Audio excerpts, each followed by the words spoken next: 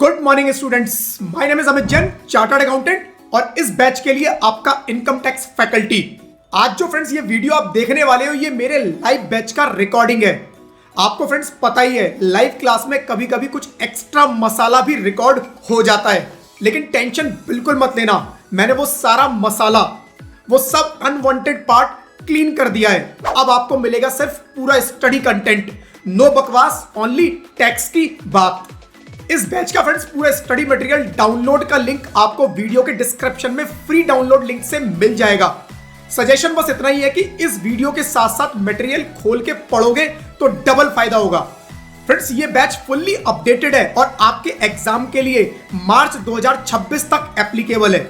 मतलब अगर आपका एग्जाम मार्च 2026 या उससे पहले है तो ये बैच आपके लिए है। So enjoy the lecture, practice regularly और एग्जाम में अपना बेस्ट देना। Friends, best wishes from my side, all the very best for your studies and exam. और फ्रेंड्स याद रखो, टैक्स टफ नहीं है, बस थोड़ा रफ लगता है जब तक आप उसे अपना दोस्त नहीं बनाते। चलिए फ्रेंड्स शुरू करते हैं।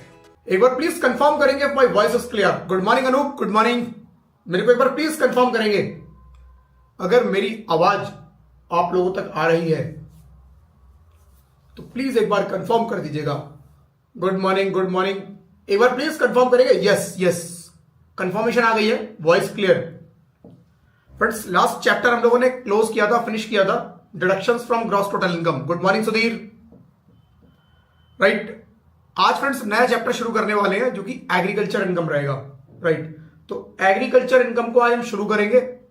होपफुली खत्म भी हो जाएगा आज ही, छोटा सा चैप्टर है, थोड़ा बहुत कुछ पार्ट रह भी जाएगा तो नेक्स्ट चैप्टर में स्टार्टिंग में कवर कर लेंगे, नेक्स्ट क्लास में स्टार्टिंग में कवर कर लेंगे। ठीक है जी, एग्रीकल्चर इनकम। चलो आगे बढ़ते हैं एग्रीकल्चर इनकम में। आई होप फ्रेंड्स आप लोगों ने नोट्स डाउनलोड कर लिए होंगे, नहीं किए हैं तो प्लीज लॉग इन करके अपने अकाउंट पे आप लोग डाउनलोड कर सकते हैं। एग्रीकल्चर इनकम क्या होती है फ्रेंड्स? एग्रीकल्चर इनकम पहले ये समझ लेते हैं। राइट, एग्रीकल्चर इनकम है क्या? एग्रीकल्चर से इनकम, खेतीबाड़ी से इनकम। राइट, बट खेतीबाड़ी से इनकम वो इनकम नहीं जो हम समझते हैं। एक्ट ने उसको डिफाइन किया है कि किस किस तरह की इनकम को हम एग्रीकल्चर मानेंगे। राइट, तो इसमें 3 तरह की इनकम को एग्रीकल्चर इनकम माना गया। Meaning of agriculture income section 2(1)A ने डिफाइन किया एग्रीकल्चर इनकम को। The term agriculture income is defined in 3 parts under income tax act as mentioned below. Rent और revenue derived from agriculture land.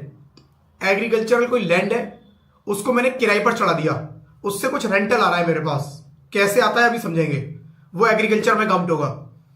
Income derived from agricultural land by agricultural operations. Agricultural land पे मैंने agricultural operations किए, मैंने खेती की, उसके ऊपर कुछ क्रॉप वगैरह उगाई और उससे कुछ इनकम आई, वो सेकेंड कैटेगरी में आ जाती है। देन थर्ड आता है income from farm building. Farm building, right, मेरी कोई फार्म है, उसके ऊपर कोई बिल्डिंग बनी हुई है तो उससे कुछ इनकम आ रही है, वो फार्म बिल्डिंग से इनकम आएगी। राइट, वो मेरी थर्ड कैटेगरी में कवर होगी। बट ये फ्रेंड्स वो फार्म बिल्डिंग नहीं है जिसको हम बोलते हैं, लाइक हम लोग कई बार बोलते हैं ना फार्म हाउस। राइट, जहां पर हम लोग कई बार पिकनिक मनाने भी चले जाते हैं, बुकिंग करा के चले जाते हैं, वो फार्म हाउस यहाँ कवर नहीं होते। ये डिफरेंट टाइप की इनकम है जो कि इसका जब आएगा पार्ट तो मैं इसमें बताऊंगा डिटेल में कि कौन सी एग्जैक्टली फार्म लैंड है, कौन सी एग्जैक्टली फार्म बिल्डिंग है जो कि इस कैटेगरी में कवर होती है। ठीक है, तो 3 इनकम जो एग्रीकल्चर में काउंट होंगी। पहली, एग्रीकल्चरल लैंड को किराए पर उठाने से अगर कुछ इनकम आती है तो वो एग्रीकल्चर इनकम है। नंबर 2, एग्रीकल्चरल ऑपरेशंस करा। राइट, मैंने कुछ क्रॉप उगाई, मैंने कुछ खेती बाड़ी की उस लैंड के ऊपर, उससे मेरी कुछ इनकम आई तो वो मेरी एग्रीकल्चरल इनकम आएगी। थर्ड, एग्रीकल्चरल लैंड के ऊपर कोई फार्म बना हुआ है, कोई फार्म बिल्डिंग है, राइट, तो वो फार्म बिल्डिंग से कोई इनकम आएगी, वो भी एग्रीकल्चरल इनकम बोली जाएगी। अब इन तीनों को फ्रेंड्स डिटेल में समझेंगे और इन तीनों के बारे में आज के पूरे राइट क्लास के अंदर हम लोग बात करने वाले हैं। तो क्या करना है फ्रेंड्स? सबसे पहले रेंट और revenue derived from agricultural land. Right, section 2(1)A क्या बोलता है? If any person is giving any agricultural land on rent, rent so received shall be considered to be agricultural income. Right, then and shall be exempt from income tax. Mr. A has 10 acre of agricultural land in India which is given on lease as rent of 5 lakhs. It will be considered to be agricultural income. और agricultural income हम already देख चुके हैं, right. जब हम लोगों ने competition of total income का चैप्टर किया था, पहला चैप्टर, जिसके अंदर मैंने आपको बताया था कि एग्रीकल्चरल इनकम पे आपको टैक्स कैसे कैलकुलेट करना है, वो पार्ट यहां पर रिपीट भी होगा, राइट। तो वहां पर मैंने बताया था कि एग्रीकल्चरल इनकम एग्जेम्प्ट होती है, राइट, बट वहां पर पार्शियल इंटीग्रेशन लगता है, इनडायरेक्टली उसके ऊपर टैक्सिंग होती है, इनडायरेक्ट टैक्स लग जाता है उसके ऊपर कई बार। वो कैसे लगता है वो भी आज हम देखेंगे इसके अंदर, राइट। तो ये हो गया फ्रेंड्स कि एग्रीकल्चर इनकम मेरी एग्जेम्प्ट होगी। If rent is received in kind मतलब मैंने एग्रीकल्चर लैंड किसी को दे दी किराए पर और उसको बोला भाई तू इस पे खेती बाड़ी कर, मैं नहीं कर सकता, और मुझे बदले में एक तरीका यह था कि मुझे बदले में पैसा दे दो। मेरा एग्री हुआ कि पैसा मत देना, जितना भी इसमें तुम्हारी खेती होगी ना उसमें से आधी जो क्रॉप होगी वो मुझे दे देना, आधी जो अनाज होगा वो मुझे दे देना। तो जो मेरे पास वो सामान आया इन काइंड, मेरे को जो रेंटल मिला वो भी मेरी एग्रीकल्चर इनकम होगी। उसको मैं जब सेल करूंगा तो उससे जो इनकम आएगी वो एग्रीकल्चर इनकम कहलाएगी, ठीक है जी। तो if rent is received in kind still it will be considered to be agriculture income. Mister A has leased out 10 acre of agriculture land and has received wheat crop and it was sold for 5 lakh. In this case 5 lakh shall be considered to be agriculture income. ठीक है, तो चाहे rent cash में आए या rent इन kind आए, दोनों agriculture income है। The rent can either be received by owner of the land और by original tenant from the sub tenant, right. या तो ओरिजिनल टेनेंट मैंने किसी को किराए पर दे दी और मेरे पास इनकम आ रही है तो मेरी वो एग्रीकल्चर इनकम होगी, या फिर मैंने जिसको किराए पर दी उसने फर्दर किसी को किराए पे दे दी। मैंने मिस्टर ए को किराए पर दी, ए ने बी को किराए पर दे दी, तो मेरे पास जो इनकम आएगी रेंटल इनकम वो भी एग्रीकल्चर इनकम। ए के पास जो बी को किराए पर देने से इनकम आएगी वो भी उसकी एग्रीकल्चर इनकम। यानी कि एग्रीकल्चरल लैंड से आप चाहे रेंटल दो, सबलेट करो, उससे ऑपरेशंस करो, राइट, उस पर फार्म बिल्डिंग बनाओ, सारी एग्रीकल्चर इनकम है। बट लैंड एग्रीकल्चरल लैंड होनी चाहिए, बस ये ध्यान रखना है, लैंड एग्रीकल्चरल लैंड होनी चाहिए, ठीक है जी। अब यहां पर if rent is to be received has not been received in time and accordingly interest has been received. Rent मुझे रिसीव होना था, वो मेरे को टाइम से नहीं मिला, लेट रेंट मिला और उसके ऊपर कुछ इंटरेस्ट दिया उसने मेरे को साथ में कि भाई लेट पेमेंट हुआ है, उसके ऊपर इंटरेस्ट भी ले लो। तो जो इंटरेस्ट आया उसकी बात कर रहा है, right. Such interest shall not be considered to be agriculture income, shall not be considered to be agriculture income. तो अगर उसके ऊपर कोई इंटरेस्ट आया मेरे पास तो वो मेरी एग्रीकल्चरल इनकम नहीं है, वो मेरी जाएगी अदर सोर्सेस के अंदर, interest income other sources, rather it is income under the head other sources. If agriculture land is situated outside India agriculture land है, income from agriculture land is taxable as income from other sources. ये already मैंने एक जगह और coat किया था पहले कि अगर आउटसाइड इंडिया कोई एग्रीकल्चरल इनकम है तो वो हम उसको एग्रीकल्चरल इनकम नहीं मानेंगे। एग्रीकल्चर इनकम का बेनिफिट हम केवल उसी लैंड को देंगे जो इंडिया में है। हम इंडिया के बाहर, हम पूरी दुनिया का ठेका नहीं लेंगे, हम केवल इंडिया के बारे में बात करेंगे। हम बेनिफिट आपको इंडिया में देंगे, आप इंडिया में रह के इंडिया में एग्रीकल्चर करो, इंडिया में खेती करो। हम अपनी इंडियन एग्रीकल्चर को प्रमोट करना चाहते हैं, सिंपल लॉ ये बोलता है। हम पूरी दुनिया के एग्रीकल्चर को प्रमोट नहीं करेंगे, हम केवल इंडिया के एग्रीकल्चर को प्रमोट करेंगे। और इंडिया में अगर कोई एग्रीकल्चर कर रहा है तो उसको हम एग्रीकल्चर इनकम का बेनिफिट देंगे, उसकी इनकम को हम एग्जेम्प्ट कर देंगे, राइट। तो आउटसाइड इंडिया है तो वो एग्रीकल्चर लैंड टैक्सेबल है, इनकम फ्रॉम अदर सोर्सेज वो अदर सोर्सेज में चली जाएगी एज इट इज, पूरी खत्म बात, ठीक है ना। Rent received from letting out of agriculture land for movie shooting shall not be considered to be agriculture income. Movie shooting के लिए लैंड दे दी, राइट। दिलवाले दुल्हनिया ले जाएंगे की टीम आई, राइट, पंजाब के अंदर, उन्होंने देखा हरी हरी पीली पीली सरसों हो गई है, हरी हरी सरसों तो तीन पीली पीली सरसों हो गई है, बड़ी बड़ी अच्छी सी सरसों, राइट। शाहरुख खान काजोल को लोकेशन पसंद आ गई, डायरेक्टर बोला यहीं पर दिलवाले दुल्हनिया का सीन शूट करेंगे, राइट। तुझको देखा तो ये जाना सनम, प्यार होता है दीवाना सनम, पूरा गाना शूट कर दिया वहीं पर। जिसकी खेत में शूट हुआ उसको बोला भाई पैसे ले ले, कितना, 10 लाख रुपए तू ले ले। अब वो 10 लाख रुपए उसकी इनकम, कौन सी इनकम, एग्रीकल्चर इनकम। एग्रीकल्चर खेत था, राइट, एग्रीकल्चर लैंड थी, वहां पर शूटिंग हुई, नहीं, एग्रीकल्चर इनकम नहीं है फ्रेंड्स। ये मेरी अदर सोर्सेज में चली जाएगी, राइट, अदर सोर्सेज में जाएगी। तो कोई मूवी शूटिंग के लिए, किसी और पर्पस के लिए मैंने अपनी लैंड को किराए पर दे दिया, राइट। मैंने अपनी लैंड को किराए पर दे दिया, एग्रीकल्चर लैंड पड़ी है, किसी की शादी होनी थी, राइट। उसने कहा एक तंबू यहीं गाड़ देता हूं, शादियां यहीं कर लेंगे हम, ठीक है। हमें बैंकेट किराए पर नहीं मिल रहा, हम यहीं पर फार्म में एक अपना तंबू लगा के, उसने किराए पर उसको पकड़ा दिया, किराया मिल गया उसको 5 लाख रुपए कोई इवेंट कराने का। एग्रीकल्चर इनकम नहीं है। 3 ही एग्रीकल्चर इनकम है फ्रेंड्स, ये ध्यान रखना। 3 जो मैंने बोली, पहला एग्रीकल्चर लैंड को किराए पर दिया, राइट, बट उसके अंदर फर्दर जो लास्ट यूज होगा वो एग्रीकल्चर ही होगा, या एग्रीकल्चर ऑपरेशंस उसके अंदर किए गए, या फिर उसके अंदर आपने क्या किया, कोई फार्म बिल्डिंग है उससे आपकी इनकम आई। ये केवल 3 इनकम एग्रीकल्चर इनकम होगी। इसके अलावा उस एग्रीकल्चर लैंड पर आप जो मर्जी काम करो वो एग्रीकल्चर इनकम नहीं होगी, ठीक है। तो ये हमें ध्यान रखना है। इनकम फ्रॉम एग्रीकल्चरल ऑपरेशंस, तो पहला पार्ट था उसका क्या, एग्रीकल्चरल लैंड को मैंने रेंट पर दिया, तो रेंटल इनकम जो आई वो एग्रीकल्चर इनकम हो गई। हमने बात किया इंडिया के बाहर अगर कोई एग्रीकल्चरल लैंड है, वो कह रहे हैं हम उसको नहीं मानेंगे, वो नॉर्मल इनकम है, अदर सोर्सेज में चली जाएगी, ठीक है, उसको हम टैक्स का बेनिफिट नहीं देंगे। दूसरा पार्ट आया इसका कि एग्रीकल्चरल ऑपरेशंस, मैं उसके ऊपर खुद खेती करता हूं, मैं उसके ऊपर कोई क्रॉप उगाता हूं, राइट, तो खुद से उसके ऊपर खेती बाड़ी कर रहा हूं, तो वो पार्ट मेरा सेकंड पार्ट में यहां कवर होगा। वो क्या है, if any person is engaged in agricultural activities, agricultural activities वो करता है वो proper, income derive from such agricultural operation shall be considered to be agricultural income, उससे जो भी इनकम आएगी वो एग्रीकल्चरल इनकम है। आप खेती करो, उस क्रॉप को मार्केट में जाके बेच दो, जो भी इनकम आएगी, तो जितने में बेचा उसमें से जो खर्चा आपने किया वो खर्चे काट दो, जैसे बिजनेस का करते हैं ना, इनकम में से सारे खर्चे डिडक्ट कर दो, बैलेंस इनकम, सेम वैसे यहां करना है। कह रहा है एग्रीकल्चरल में जो भी आपने सेल किया, सेल निकाल लो, जो खर्चे किए, आपने बीज डाला होगा, पानी के खर्चे, ट्यूबवेल लगाया होगा, आपने हो सकता है कोई ट्रैक्टर किराए पर ले लिया हो खेत को जोतने के लिए, तो वो सारे खर्चे कह रहा है क्लेम करो, बैलेंस जो बचा वो एग्रीकल्चर इनकम आपकी, ठीक है।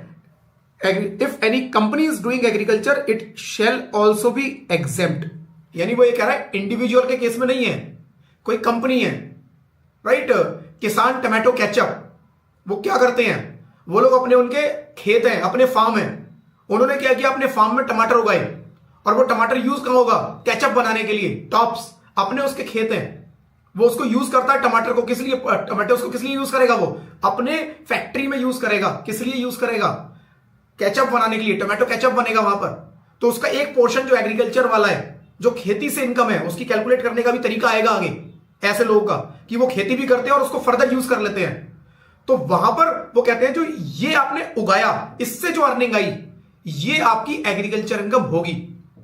तो चाहे कोई कंपनी कर रही है किसी भी पर्पज से एग्रीकल्चर इनकम है, चाहे कोई पार्टनरशिप फर्म करे एग्रीकल्चर इनकम, जो मर्जी पर्सन है अगर वो एग्रीकल्चर कर रहा है वो एग्रीकल्चर इनकम है। ऐसा नहीं है कि केवल एक इंडिविजुअल को बेनिफिट देना, एक फार्मर है उसी को बेनिफिट देना है, फार्मर नहीं है, हम एग्रीकल्चर को बेनिफिट देना चाहते हैं, जो भी इंडिया के अंदर एग्रीकल्चर करेगा हम उसको बेनिफिट दे देंगे, उसकी इनकम एग्जेम्प्ट, एग्रीकल्चर से जिस मर्जी की इनकम आई exempt, right. Then dividend received by share holder from company having agriculture income, right, dividend received by share holder from a company having agriculture income, कह रहा है एक कंपनी है उसकी एग्रीकल्चर से इनकम है, right, company A B, company A B C, इसकी किससे इनकम है, एग्रीकल्चर से इनकम है, इसने अपने शेयर होल्डर्स को डिविडेंड दिया, राइट, डिविडेंड दिया अपने शेयर होल्डर्स को।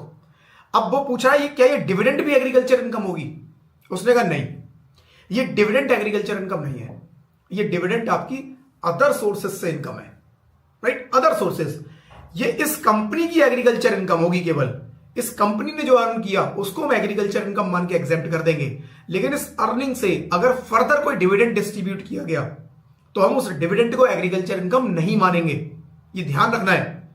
किसी एग्रीकल्चर कोई कंपनी है जो एग्रीकल्चर ऑपरेशंस करती है, उसका काम है गेहूं उगाना, सरसों उगाना, कंपनी है, कंपनी कर सकती है, बिल्कुल कर सकती है, वो उसको उगाती है और मार्केट में बेच देती है, बेच दिया कोई दिक्कत नहीं, प्रॉफिट आया कंपनी का, कंपनी की इनकम एग्जेम्प्ट, ठीक है जी। उसके बाद उस प्रॉफिट को उसने अपने शेयर होल्डर्स को बांट दिया as a dividend, share holders की इनकम अदर सोर्सेज में, वो एग्रीकल्चर इनकम नहीं होगी, वो एग्रीकल्चर इनकम नहीं होगी, right. Dividend received by shareholder from the company having agriculture income. If any shareholder has received any dividend from company having income from agriculture activities, such income shall not be considered to be agriculture income. Shall not be considered, right? Rather it will be considered to be dividend income. और dividend income मेरी कहां जाती है? Other sources पे, other sources. ठीक है जी. ABC limited Indian company has agriculture income of 500 lakhs, 5 crore की उसकी एग्रीकल्चर इनकम है ABC लिमिटेड की. Company has distributed dividend of 50 lakhs and one of the share holder of mister X has received dividend of 8 lakh. 8 lakh का X को dividend मिला ऐसी company से, right? In this case tax treatment shall be tax liability of ABC shall be nil. ABC की liability निल हो जाएगी क्योंकि उसकी एग्रीकल्चर से इनकम है पूरी. लेकिन जिसको डिविडेंड मिला, right, received by x shall be taxable. X को जो डिविडेंड मिला है वो टैक्सेबल हो जाएगा. If any foreign company is doing agriculture, एक फॉरेन कंपनी है बाहर की, वो इंडिया में एग्रीकल्चर कर रही है. कहां पे? इंडिया में एग्रीकल्चर कर रही है. तो वो कह रहा है वो भी एग्जेप्ट है. इंडिया में जो मर्जी एग्जेप्ट एग्रीकल्चर करो. तो उन्होंने पर्सन नहीं देखा, उन्होंने देखा एग्रीकल्चर हो कहां रहा है, ये बता दो बस. एग्रीकल्चर इंडिया में हो रहा है ना, बस एग्जेप्शन दे दी. इंडिया के बाहर जो मर्जी एग्रीकल्चर करे, चाहे मेरा बंदा रेजिडेंट इंडिया के बाहर जाके एग्रीकल्चर करे, कोई एग्जेप्शन नहीं है, खत्म. तो इंडिया में एग्रीकल्चर होना चाहिए, सीधा सा थंब रूल यही है. If any foreign company is doing agriculture, it is agriculture income in India shall also be exempt. If the company has paid dividend, it will be taxable in the hands of the shareholder. Same rule.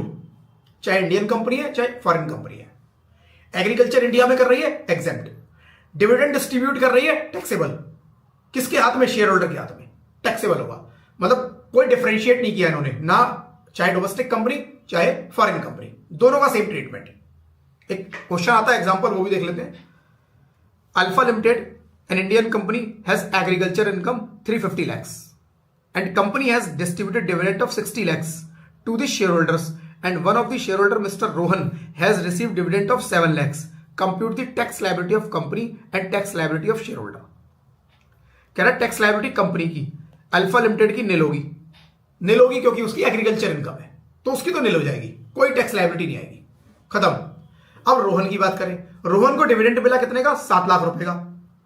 तो वो कह रहा है 7 लाख का other sources, इस पर निकाल दो टैक्स, राइट? जो भी टैक्स बनता है इसके ऊपर निकाल दो.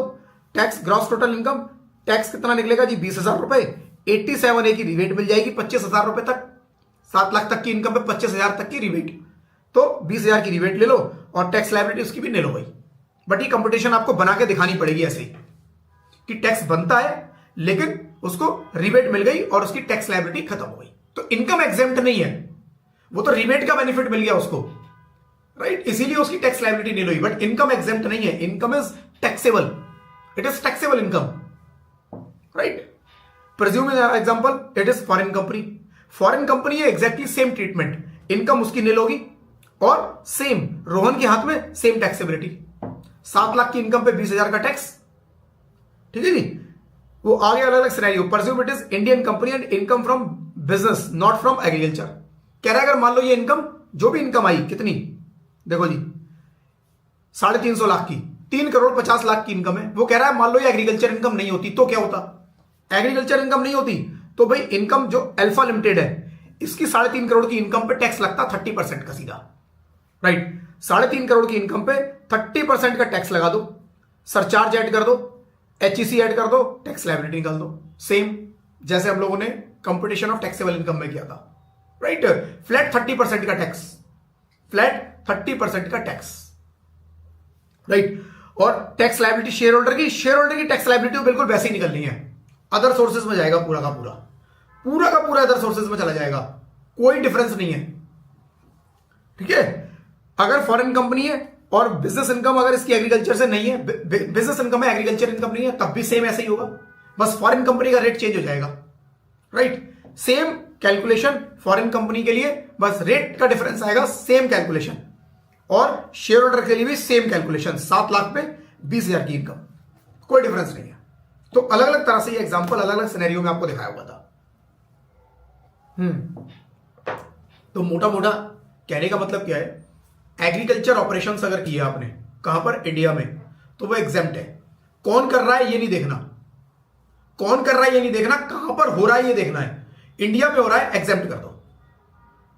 चाहे वो फॉरेन कंपनी है, चाहे इंडियन कंपनी है, चाहे इंडिविजुअल कर रहा है, चाहे पार्टनरशिप फॉर्म कर रही है, जो मर्जी, कोई भी एग्रीकल्चर ऑपरेशन हो रहा है, एग्जेम्प्ट. ठीक है जी। Payment received by partnership, partner from partnership form.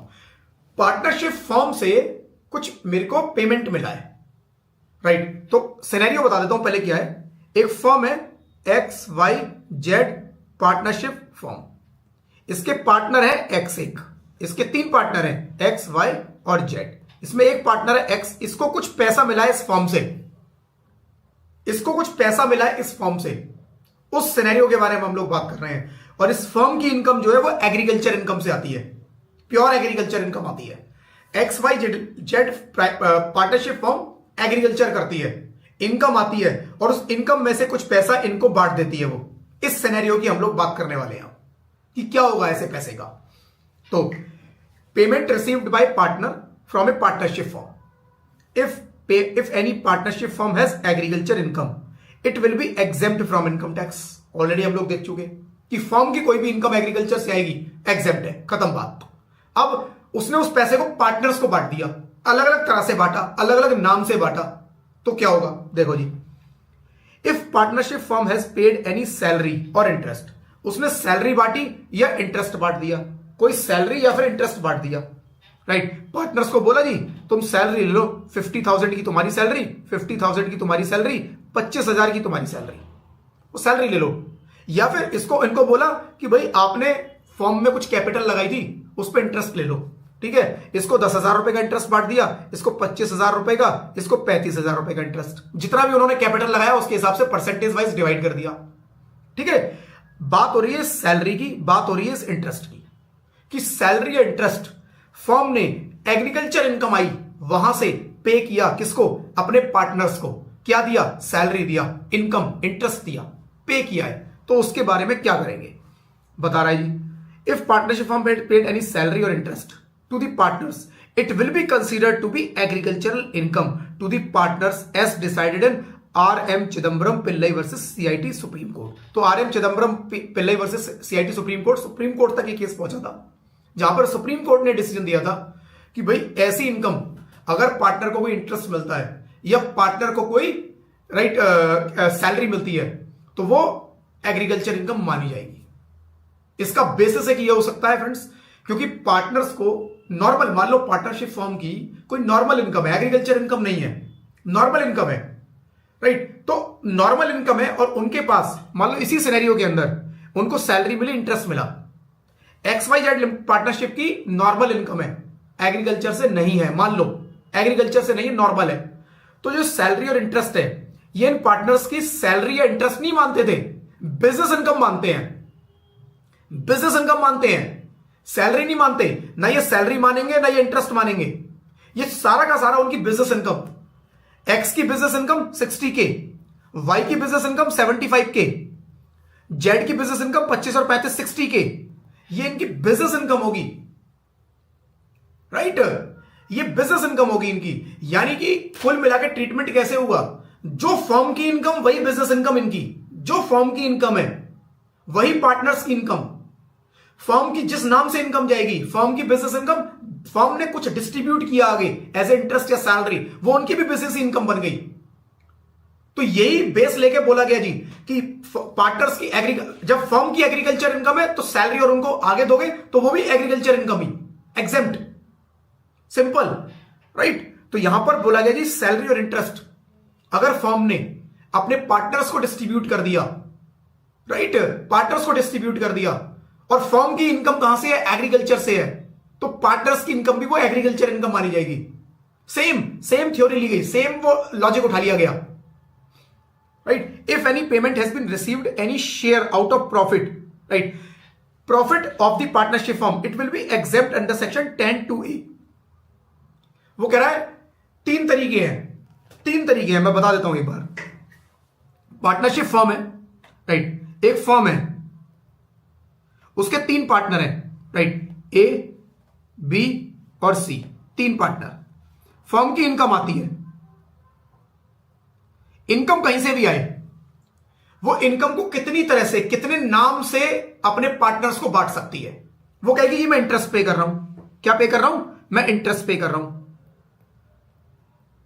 Interest पे कर रहा हूं। दूसरा, मैं सैलरी पे कर रहा हूं, सैलरी किसको मिलेगा, जो एक्टिव पार्टनर है, उनको सैलरी पे कर देते हैं। इंटरेस्ट किस पे मिलेगा? जो आपने कैपिटल लगाई उसके ऊपर इंटरेस्ट दे दिया। अब क्या बचा? अब और प्रॉफिट बच गए। मान लो प्रॉफिट आए उसके पास कितने के? 20 लाख के। इसमें से सैलरी बांट दी जी 5 लाख रुपए की, इंटरेस्ट बांट दिया जी 6 लाख रुपए का, 6 5 11, 9 लाख अभी भी बच गया। ये 9 लाख जो बचा, एक तरीका तो ये फॉर्म अपने पास रखे, बांटे ना, दूसरा इसको भी बांट दो। तो यानी कि ये प्रॉफिट भी कंपनी, जो प्रॉफिट है फॉर्म, वो भी अपने पार्टनर्स को बांट सकती है। तो शेयर ऑफ प्रॉफिट, यानी पार्टनर्स के पास ये 3 इनकम आ सकती हैं पार्टनरशिप फॉर्म से। जो उन्होंने पार्टनरशिप फॉर्म में कैपिटल लगाई उसके ऊपर इंटरेस्ट आ सकता है।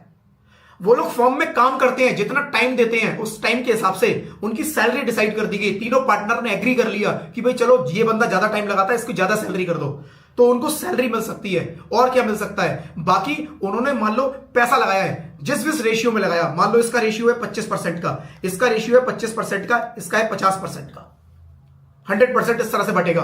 तो 9 लाख रुपया इस तरह से 25-25-50% में शेयर ऑफ प्रॉफिट बढ़ जाएगा। तो 3 तरह से इनकम आ सकती है फॉर्म से पार्टनर्स के पास। तो वो कह रहा है जो ये 2 इनकम होंगी ये तो एग्रीकल्चर मानेंगे,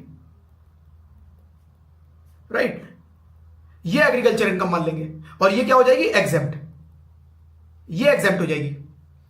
ये कह रहा है share of profit. Share of profit friends, अगर पार्टनरशिप फर्म से किसी भी पार्टनर को मिला, चाहे वो एग्रीकल्चर इनकम है चाहे नॉन एग्रीकल्चर इनकम से है, वो हमेशा एग्जेम्प्ट है। ये आप बिजनेस वाले चैप्टर में जब आप आओगे इसको डिटेल में करोगे, इसकी पूरी कैलकुलेशन वगैरह, पार्टनर्स को जो पेमेंट होती है उसकी पूरी कैलकुलेशन है वो वहां पे करेंगे। बट अभी शॉर्ट में समझना कि नॉर्मल इनकम भी अगर होती है तो जो इंटरेस्ट और सैलरी होती, अगर मान लो एग्रीकल्चर नहीं होता, इंटरेस्ट और सैलरी मुझे पार्टनरशिप फर्म से मिली होती, राइट, किसी पार्टनर को, ए को, बी को, सी को, तो वो उनके हाथ में नॉर्मल इनकम, उनकी बिजनेस इनकम काउंट होती, ना ही उनकी इंटरेस्ट काउंट होता, ना सैलरी। ये पूरा का पूरा टोटल बिजनेस में जाता, बिजनेस एंड प्रोफेशन, राइट। और अगर एग्रीकल्चर है तो एग्रीकल्चर इनकम से आ रही है तो एग्रीकल्चर मान लेंगे, और एग्रीकल्चर इनकम एग्जेम्प्ट होती है। तो इसीलिए अगर हम अभी एग्रीकल्चर की बात कर रहे हैं, ए और बी, सी को कुछ भी इंटरेस्ट की पेमेंट होगी, सैलरी की पेमेंट होगी, किससे? पार्टनरशिप फर्म से। पार्टनरशिप फर्म की इनकम कहां से है? एग्रीकल्चर से। तो ए, बी, सी तीनों की income exempt, interest exempt, salary exempt, दोनों एग्जेम्प्ट, कोई टैक्स नहीं। Share of profit in any case exempt होता है। तो वो एग्रीकल्चर हो चाहे नॉन एग्रीकल्चर हो, वो एग्जेम्प्ट ही होता है, वो एग्जेम्प्ट होता है, उस पर एग्जेम्पशन दे रखी है। लॉजिक क्या एग्जेम्पशन देने का बता देता हूं भाई। Partners already, partnership firm already अपनी इनकम के ऊपर टैक्स दे चुकी है, और टैक्स देने वाले के बाद जो इनकम बची उसको उसने पार्टनर्स के बीच में बांट दिया, शेयर ऑफ प्रॉफिट। टैक्स देने के बाद जो इनकम बची उसको उसने पार्टनर्स को बांट दिया। तो वो कह रहा है कि पार्टनरशिप फर्म ऑलरेडी टैक्स दे चुकी, अब तो पार्टनर्स को उसका डिस्ट्रीब्यूशन हो रहा है केवल, तो दोबारा उसके ऊपर टैक्स मत लगाओ। यहां उसको एग्जेम्पशन दे दी गई कि डबल टैक्सेशन हो जाएगा। ये वही पार्टनर मिलके काम कर रहे हैं, वही पार्टनर ने, 3 लोगों ने मिलके एक फॉर्म बना ली, तीनों ने मिलके काम किया, तीनों ने मिलके फॉर्म में ऑलरेडी टैक्स दे दिया है। अब तीनों उस इनकम को केवल अपनी पॉकेट में निकाल रहे हैं। अब एक पॉकेट से दूसरी पॉकेट में जा रहा है पैसा, आप उससे दोबारा मत बोलो कि अब ये दूसरी पॉकेट में गया तो दोबारा टैक्स दे, ये तो डबल टैक्सेशन हो जाएगा, एक ही इनकम पे 2 बार टैक्स। नहीं, ऐसा नहीं करना।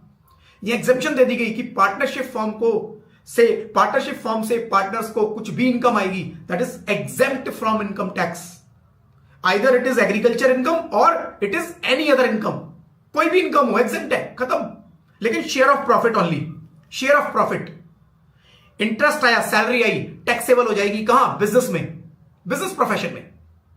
लेकिन अगर पार्टनर की, जो पार्टनरशिप फर्म की इनकम एग्रीकल्चर से है तो एग्जेम्प्ट हो जाएगी, interest exempt, salary exempt. I hope ये पॉइंट क्लियर होगा, ठीक है जी। तो वही पार्ट इसके अंदर कह रहा है यहां पर। Then if partnership firm has non-agriculture income, salary or interest received by partner from partnership firm shall be considered to be their income under their business profession। जो अभी मैंने बताया वही लिखा है as per section 28 and shall be taxable in the hands of partner। Partner के hand में अपना अपना जो शेयर है बिजनेस प्रोफेशन में टैक्सेबल होगा, ठीक है जी। एक एग्जांपल भी देख लो इसका। XY partnership firm has 2 partner, X और Y, 2 पार्टनर है। प्रॉफिट शेयरिंग रेशियो है 1:1, मतलब 50-50 का रेशियो है उनका, कि 50-50 अर्निंग डिस्ट्रीब्यूट होगी। Form has agriculture income 300 lakhs, 3 crore की उनकी एग्रीकल्चर से इनकम है फॉर्म की विदाउट डेबिटिंग सैलरी और इंटरेस्ट। अभी सैलरी और इंटरेस्ट नहीं दिया है 300 में से, वो देना है, ठीक है। The firm has paid salary 8 lakh to each of the partner, 8 lakh रुपए दोनों पार्टनर को, 16 लाख रुपए की salary. Interest of 4 lakh each, 4 lakh 8 lakh रुपए, 8 लाख रुपए इंटरेस्ट और 16 लाख रुपए सैलरी बटनी है अभी 300 में से of the partner. Mister S is income under the house property 6 lakhs. Mister X की अपनी भी कुछ अर्निंग है, हाउस प्रॉपर्टी, उसका कोई घर होगा, वो भी उसने किराए पर चढ़ा के 6 लाख रुपए की अर्निंग कमाई। वाई की भी एक इनकम है हाउस प्रॉपर्टी से 7 लाख की, वाई का अपना एक घर है जो किराए पर चढ़ा रखा है उसने, तो कुछ फर्म से आ रहा है कुछ अपना है। कह रहा है compute the tax liability of firm and also each of the partner. Firm की निकालो और पार्टनर्स की निकालो, right. Since the partnership firm has agriculture income it is exempt from income tax under section 10(1). कह रहा है पार्टनरशिप फर्म की agriculture से इनकम है, सेक्शन 10(1). 10 जो बात करता है फ्रेंड्स वो एग्रीकल्चर, 10 जो बात करता है वो एग्जेम्पशन के बारे में बात करता है। पूरा सेक्शन 10 एग्जेम्प्ट इनकम के बारे में बात कर रहा है। और सेक्शन 10 का जो पहला क्लॉज है 10(1) वो पहला एग्रीकल्चर के बारे में भी बात कर रहा है कि agriculture income is exempt from income tax, ठीक है जी। तो ये एग्जेम्प्ट हो गई। अब मिस्टर एक्स की निकाल लो इनकम। मिस्टर एक्स की इनकम क्या क्या है, देखो जी। Income under the house property, 6 lakh रुपए की उसकी हाउस प्रॉपर्टी से इनकम है और 8 लाख रुपए का उसको सैलरी मिली, 4 लाख का इंटरेस्ट मिला है, 12 लाख रुपए उसकी क्या इनकम होगी, ये एग्रीकल्चर इनकम। क्योंकि अगर किसी फॉर्म की एग्रीकल्चर से इनकम है, वो इंटरेस्ट और सैलरी डिस्ट्रीब्यूट करता है, तो वो पार्टनर्स की भी एग्रीकल्चर इनकम मानी जाएगी। 12 लाख रुपए एग्रीकल्चर इनकम। बिजनेस प्रोफेशन से इनकम, राइट, नील हो गई उसकी। ग्रॉस टोटल इनकम 6 लाख होगी। एग्रीकल्चर इनकम को कभी भी ग्रॉस टोटल इनकम और टोटल इनकम में ऐड नहीं करना है, वो केवल टैक्स कैलकुलेशन पे आएगा। देखा होगा पार्शियल इंटीग्रेशन, याद होगा, आज याद करा दूंगा, रिवीजन हो जाएगा आज, राइट। 12 लाख, तो ग्रॉस टोटल इनकम 6 लाख मेरी। डिडक्शन चैप्टर 6 की इसमें कुछ नहीं है, 6 लाख रुपए की टोटल इनकम हो गई। अब टैक्स लायबिलिटी निकालनी है, राइट, टैक्स लायबिलिटी निकालनी है। 6 लाख रुपए पे टैक्स लायबिलिटी निकलेगी। कैसे निकलेगी, देखो जी, याद होगा आप लोगों को पार्शियल इंटीग्रेशन में पहले मैंने बताया था कि आपको टैक्स निकालना है किस पे, total income plus agriculture income. Total income plus agriculture income मतलब 6 लाख प्लस 12 लाख, 18 लाख पे निकालो, ठीक है। 18 लाख पे टैक्स निकालो। वर्किंग 6 लाख प्लस 12 लाख, 18 लाख पे स्लैब रेट से 2,30,000 का टैक्स। उसके बाद वो कहता है जी एग्रीकल्चर इनकम तो एग्जेम्प्ट है। उसने कहा ठीक है, 3 लाख रुपए की एक एग्जेम्पशन आपको मिलेगी, 3 लाख तक कोई टैक्स नहीं लगना। और 12 लाख की आपकी एग्रीकल्चर से इनकम है, इस पे कोई टैक्स नहीं लगना, इस पे टैक्स कैलकुलेट कर लो। 15 लाख पे टैक्स निकाला जी, 1,40,000 का टैक्स आया। तो उसने कहा ठीक है, जो एग्जेम्प्ट इनकम है उस पे 1,40,000 का बनता है ना, तो टोटल टैक्स में से 1,40,000 की आप छूट ले लो। 90,000 पे उन्होंने टैक्स लगा दिया, 90,000 रुपए टैक्स लग गया यहां पर। तो इनकम पे टोटल मेरा जो टैक्स आया वो 90,000। This is called partial integration. याद होगा फ्रेंड्स, पहले चैप्टर में हम लोगों ने काफी डिटेल में पार्शियल इंटीग्रेशन किया था, राइट। मल्टीपल एग्जांपल्स के ऊपर हम लोगों ने सॉल्व किए थे। इस पे 87A 25,000 की रिबेट, क्योंकि इनकम 7 लाख से कम है, इनकम 7 लाख से कम है, 6 लाख, राइट। रिबेट भी मिलेगी 25,000 की। 65,000 का टैक्स प्लस HEC 67,600 रुपए, ठीक है। सेम मिस्टर वाई की निकाल लो। मिस्टर वाई का भी ऐसे निकलेगा, 7 लाख की इनकम, 12 लाख का इंटरेस्ट प्लस सैलरी। 7 लाख पे उसका इनकम निकालना है, टैक्स निकालना है, बट 7 लाख पे टैक्स निकालने के लिए पार्शियल इंटीग्रेशन करना है, तो वो नीचे वर्किंग है। 7 लाख प्लस 12 लाख, 7 प्लस 12 19 लाख। 19 लाख पे जी इतना टैक्स बनता है। एग्जेम्प्ट इनकम कितनी है, 3 लाख प्लस 12 लाख 15 लाख, उस पर बनता है 1,40,000। तो ठीक है, जो एग्जेम्प्ट इनकम है उस पर छूट ले लो, 1,40,000, 1,20,000 का टैक्स बनेगा। 1,20,000 में से 25,000 की रिबेट मिलेगी। 87A 7 लाख तक मिल जाता है, 25,000 का 25 पूरा मिल गया। 95,000, राइट, टैक्स मेरा बनता है 3,800 HEC। मेरा जो टैक्स लायबिलिटी आएगी फाइनली 98,800 की, राइट। ये पार्ट हमारा वही है जो चैप्टर 1 हम ऑलरेडी कर चुके हैं, ठीक है जी। आगे इसने आप देख लेना खुद ही ये वाला पार्ट। इसमें आगे बोल रहा है कि पार्टनरशिप फर्म की इनकम है वो बिजनेस से है, एग्रीकल्चर से नहीं है मान लो, तो उस केस में पार्टनरशिप फर्म के हाथ में टैक्स लग जाएगा 30% का, सरचार्ज भी लगेगा, राइट। और मिस्टर एक्स इनकी ये नॉर्मल इनकम बन जाएगी। 6 लाख की इनकी हाउस प्रॉपर्टी से और 12 लाख की जो हम एग्रीकल्चर बोल रहे थे, अब वो बिजनेस प्रोफेशन से इनकम बनेगी। सैलरी प्लस इंटरेस्ट दोनों बिजनेस प्रोफेशन से इनकम 12 लाख का, और 18 लाख पे जो उनका टैक्स बनता है वो उनको देना है। सेम मिस्टर वाई को 19 लाख पे जो टैक्स बनता है वो उनको देना है। इसमें कोई डाउट है तो पूछ लो एक बार। फिर इंपॉर्टेंट पार्ट आगे चालू हो रहा है, एक डिफरेंट कॉन्सेप्ट चालू हो रहा है एग्रीकल्चर इनकम के अंदर कि मीनिंग क्या है एग्रीकल्चर इनकम का। भाई हम एग्रीकल्चर इनकम बोल रहे हैं, 3 तरह की इनकम को एग्रीकल्चर इनकम बोला गया। रेंटल आ रहा है, या बिजनेस आप कोई एग्रीकल्चर ऑपरेशंस कर रहे हो, या फिर फार्म बिल्डिंग से कोई इनकम आ रही है, 3 तरह की, जिसमें सेकंड पार्ट है एग्रीकल्चर ऑपरेशंस। बट क्वेश्चन आता है एग्रीकल्चर ऑपरेशंस कौन से ऑपरेशंस, किनको हम एग्जैक्टली एग्रीकल्चर ऑपरेशन बोलेंगे? क्या मैं अपनी छत पे गमले में राइट पेड़ लगाऊं, उसमें लौकी उग रही है, तोरी उग रही है, क्या वो एग्रीकल्चर है या नहीं है? वो आगे क्लियर होगा, इस पार्ट में आगे क्लियर हो जाएगा कि किसको एग्रीकल्चर माने हम। और एग्रीकल्चर ऑपरेशंस को डिफाइन किया हुआ है, इसके ऊपर बहुत डिस्प्यूट थे, सुप्रीम कोर्ट ने डिसाइड किया इसको। फ्रेंड्स यहां तक अगर कुछ क्वेरी हो तो वो आप पूछ लो एक बार, इसके आगे का पार्ट फिर बताता हूं।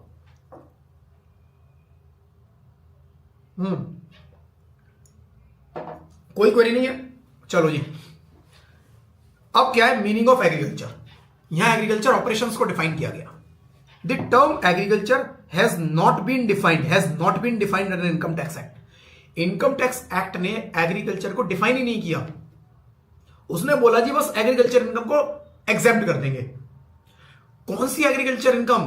3 बताई, rental, operations and farm building. But operations को डिफाइन नहीं किया कि कौन से ऑपरेशंस, ब्लर छोड़ दिया उसको, बिल्कुल ओपन छोड़ दिया। बहुत डिस्प्यूट थे उसके ऊपर। Accordingly its meaning has been explained in Raja Binoy Kumar Sahas Roy versus CIT Supreme Court. बहुत फेमस फ्रेंड्स ये डिसीजन है। आज जितने भी एग्रीकल्चर के ऊपर डिस्प्यूट होते हैं ना, उनमें इस केस को जरूर कोट किया जाता है, राइट। काफी सारे केसेस को इसने सॉल्व कर दिया था इस एक डिसीजन ने सुप्रीम कोर्ट के। राजा Binoy Kumar Sahas Roy versus supreme court. If any person has performed the following 2 operations it will be called agriculture. Supreme court ने डिफाइन किया, राइट। ये मैं केस बता देता हूं, राजा Binoy Kumar Sahas Roy versus supreme court का केस क्या था। पहले एक केस बता देता हूं। बेसिकली ये राजा हुआ करते थे, इनके जंगल थे। पहले तो होती थी रियासत होती थी आपकी बड़ी बड़ी, मतलब मीलों दूर की जगह पे आप कब्जा करके बैठे होते थे और ये मेरी जगह है, राइट। राजा लोग बोलते थे ये मेरी जगह है।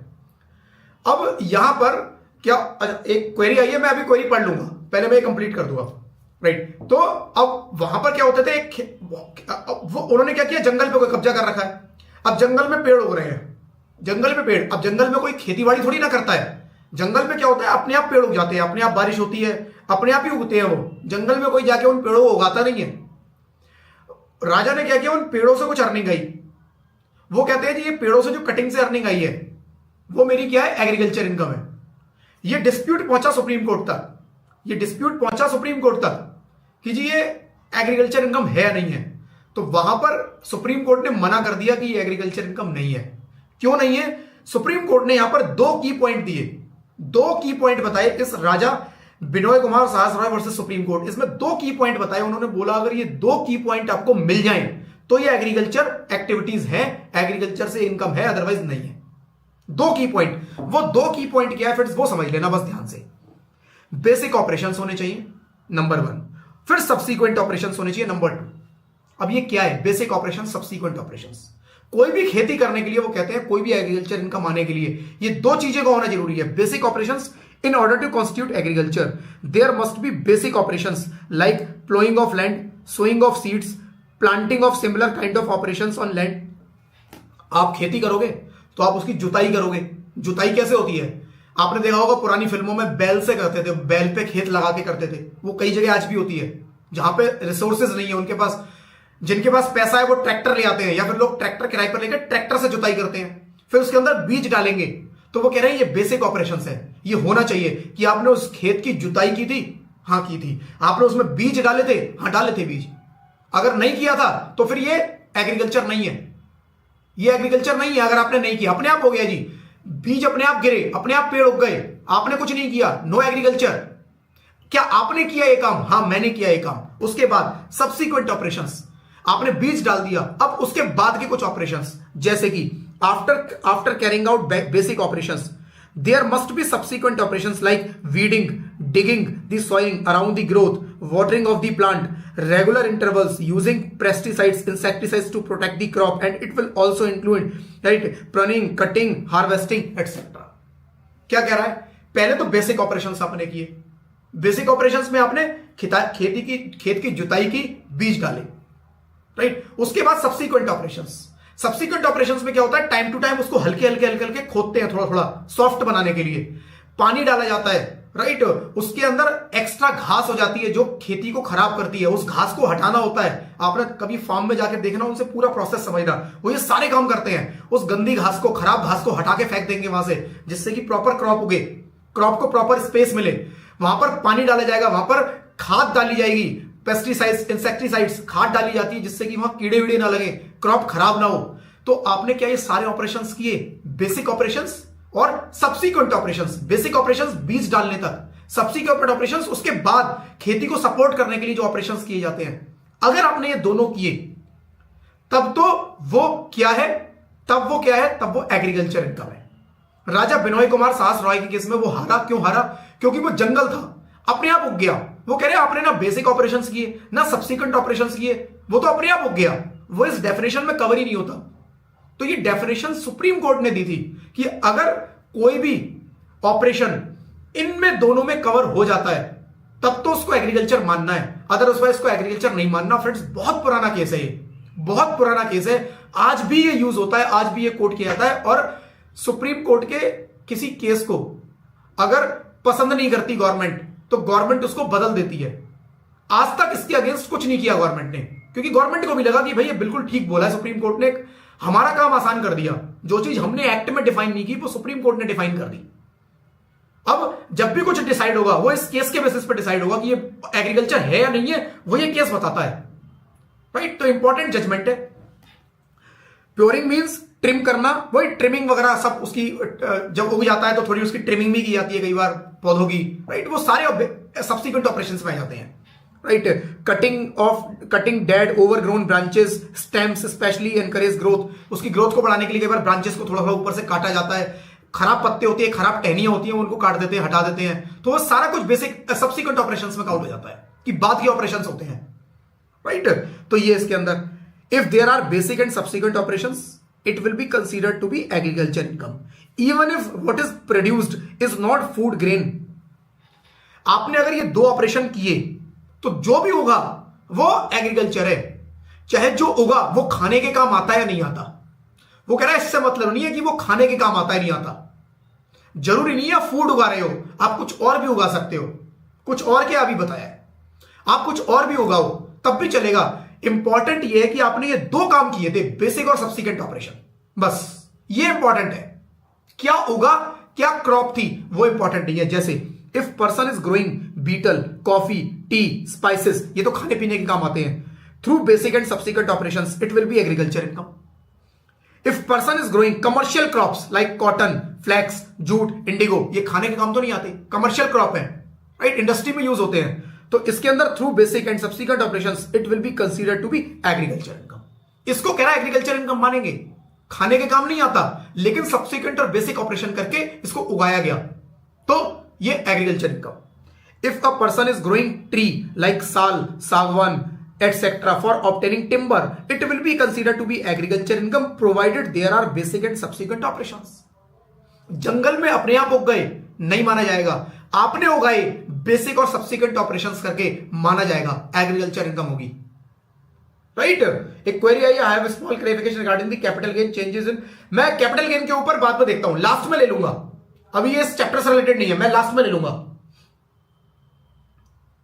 और दूसरा क्वेरी भी आई है, वो भी कैपिटल गेन से रिलेटेड है, मैं बाद में लूंगा, लास्ट में ले लूंगा, बिल्कुल गुरु मैं लास्ट में ले लूंगा, ठीक है। चलो जी, तो इसके अंदर फ्रेंड्स हमारा ये आ गया, डन। तो कोई भी इनकम एग्रीकल्चर है या नहीं है फ्रेंड्स, मुझे इन दो पॉइंट्स पे केवल उसको चेक करना है, बेसिक और सब्सिक्वेंट ऑपरेशंस है या नहीं है। अगर है तो वो खेतीबाड़ी मानी जाएगी, एग्रीकल्चर इनकम मानी जाएगी, अदरवाइज नहीं मानेंगे, राइट। अब आगे बात करता है income which is particularly agriculture and income which is partially agriculture and partially from business. Partially agriculture, partially from business. थोड़ी देर पहले मैंने एक एग्जांपल लिया था किसान कंपनी का। किसान कंपनी टोमेटो केचप बेचती है। टोमेटो केचप बनाने के लिए वो क्या करती है, अपने फार्म खरीद रखे हैं उसने, टमाटर वही उगाती है, उसको अपने हिसाब से अपना टमाटर चाहिए कि इतना लाल होना चाहिए, ये क्रॉप होगी, तो वो अपने हिसाब से उसके बीज लेके आता है, अपने हिसाब से उसकी खेती करवाता है, अपने हिसाब का उसको टमाटर चाहिए, तो वो टमाटर खुद ही उगा रहा है, अपने खेतों से टमाटर तोड़ के लाता है, अपनी फैक्ट्री में पहुंच जाते हैं, फैक्ट्री में पहुंच के उसके ऊपर क्या होता है, अब उसकी प्रोसेसिंग होती है टमाटर की, और उससे क्या बनता है, टमाटो केचप, पैकिंग की जाती है, टमाटो केचप बना के उसकी पैकिंग की जाएगी, मार्केट में उसको बेच दिया जाएगा, राइट, सारा कुछ कर दिया जाएगा, राइट। तो क्वेश्चन आता है यहां पर partially agriculture income, partially business income. ये पूरा एग्रीकल्चर तो नहीं है, एग्रीकल्चर पूरा नहीं है, एग्रीकल्चर में केवल उतना पार्ट काउंट होगा, अभी आगे इसमें डिफाइन भी किया गया है कि एग्रीकल्चर के अंदर केवल उतना पार्ट डिफाइन होगा, आपने एग्रीकल्चर किया और उस क्रॉप को मार्केट में सेल कर दिया, बस ये एग्रीकल्चर है। लेकिन उस क्रॉप के ऊपर अगर आप फर्दर प्रोसेसिंग करते हो, वो फर्दर प्रोसेसिंग से जो इनकम आती है, that is not agriculture income, वो मेरी एग्रीकल्चर इनकम नहीं है।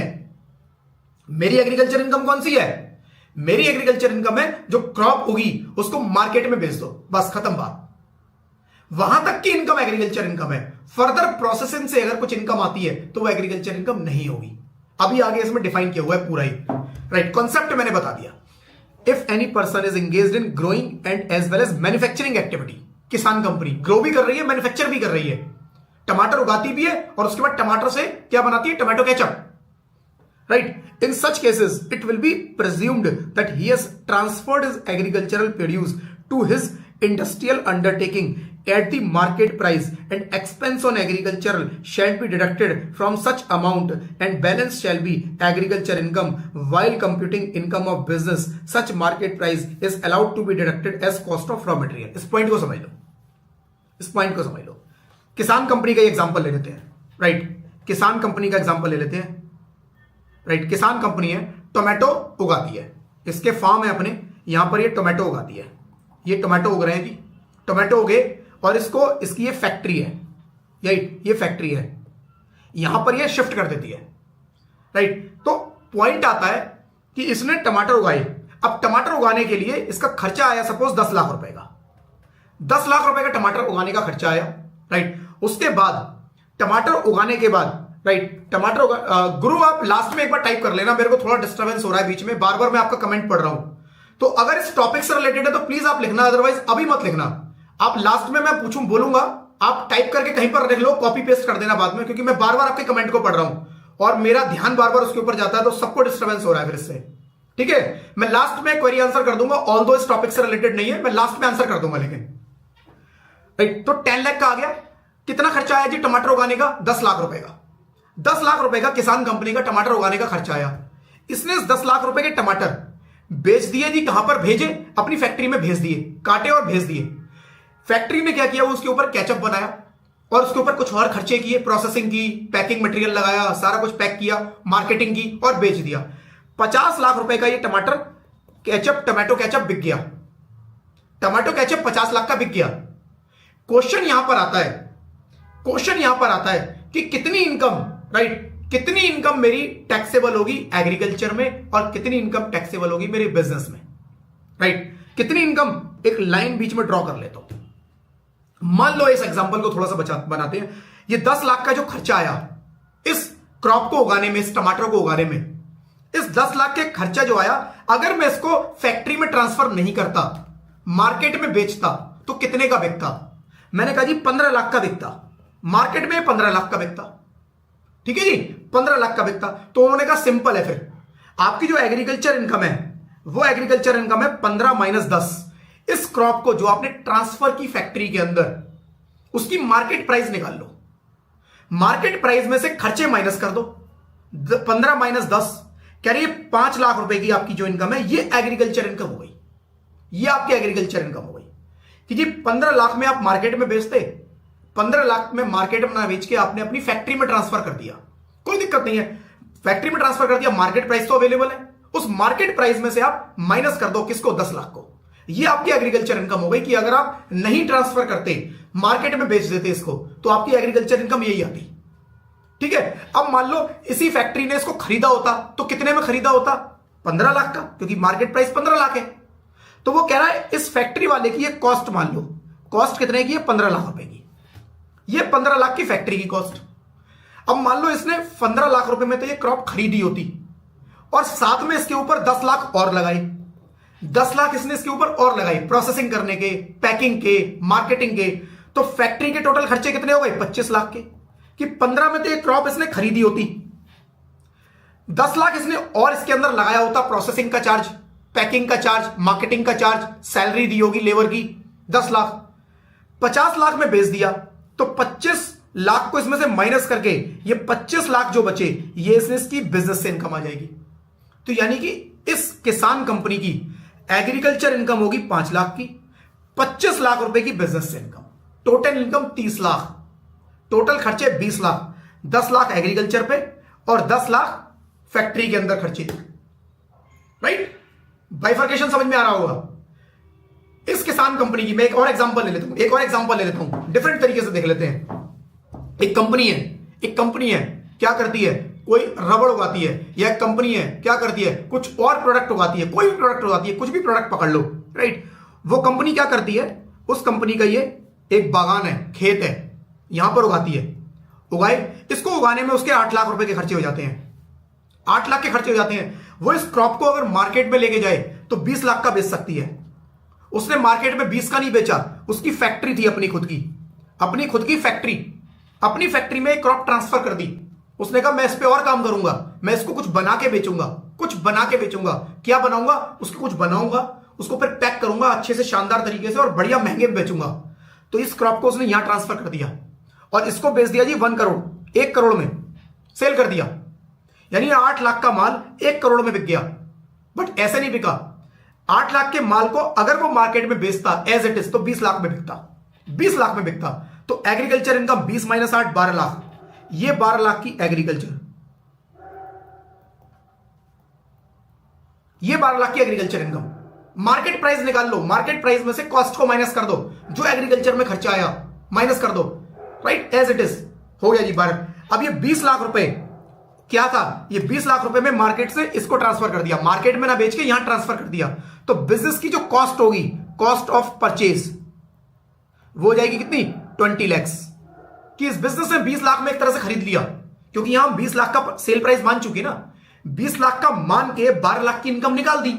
यानी हम मान रहे हैं कि ये 20 लाख में बिकता, तो मान लो अपनी फैक्ट्री को बेच दिया 20 में, तो इसकी कॉस्ट ऑफ परचेज कितनी, 20 लाख।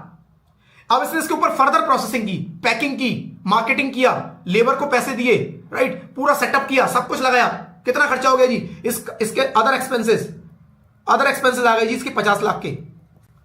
टोटल खर्चा कितना हो गया, 70 लाख। 1 करोड़ में बेचा, 1 करोड़ माइनस 70 लाख, 30 लाख का इसको प्रॉफिट आ गया। तो ये जो प्रॉफिट है वो है अंडर द हेड बिजनेस और profession 30 lakh, under the head agriculture income 12 lakh. Clear है? एक बार बता देना फ्रेंड्स, क्लियर है? अगर क्लियर है तो यस लिख दो, अगर डाउट है तो इस पर डाउट पूछ लेना। क्लियर है तो बता दो जरा, क्लियर है तो बता दो, यस लिख दो। हाँ जी, वंस अगेन रिपीट कर देता हूं मैं। क्लियर है वैसे? और किसी को डाउट? रमेश का एक आया है अभी तक, बस रमेश का आया है। देखो कॉन्सेप्ट को समझना है, मेरी एक एग्रीकल्चर लैंड है, मेरी एक फैक्ट्री है, बिजनेस है, ये मेरी एग्रीकल्चरल लैंड, ये मेरी फैक्ट्री, ये कंपनी है एक सेकेंड, एबीसी लिमिटेड की ये लैंड, और यहां पर वो फैक्ट्री पे माल बनाती है। ठीक है जी, एग्रीकल्चर लैंड पे अपनी वो क्रॉप उगाएगी, कुछ आइटम उगाती है, कॉटन उगाती है, राइट, कुछ भी उगाती है, और उसके बाद उस कॉटन को यूज करती है कहां पर, फैक्ट्री में, फर्दर प्रोडक्ट बनाने में, उसको फर्दर प्रोसेसिंग में। ठीक है जी, क्वेश्चन यहां पर ये है कि ये दोनों एक्टिविटी करती है। वो इस एग्रीकल्चरल लैंड से जो क्रॉप आती है उसको बेचती नहीं, इसको बनाने में इसका खर्चा आ जाता है जी 15 लाख रुपए का। एग्रीकल्चरल लैंड पे खेती करने का जो खर्चा है वो 15 लाख रुपए का, इसका 15 लाख रुपए खर्च करती है खेती करने में। जो क्रॉप होगी उसका मार्केट प्राइस था 25 लाख रुपए। अगर वो उसको एज इट इज मार्केट में बेच के आ जाते तो 25 लाख।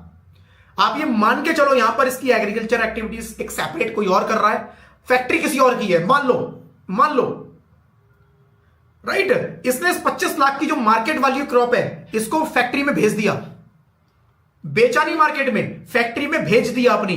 तो भेज दिया का मान के चलो कि फैक्ट्री को बेच दिया, अपनी फैक्ट्री को बेच दिया। कितने में? मार्केट प्राइस में।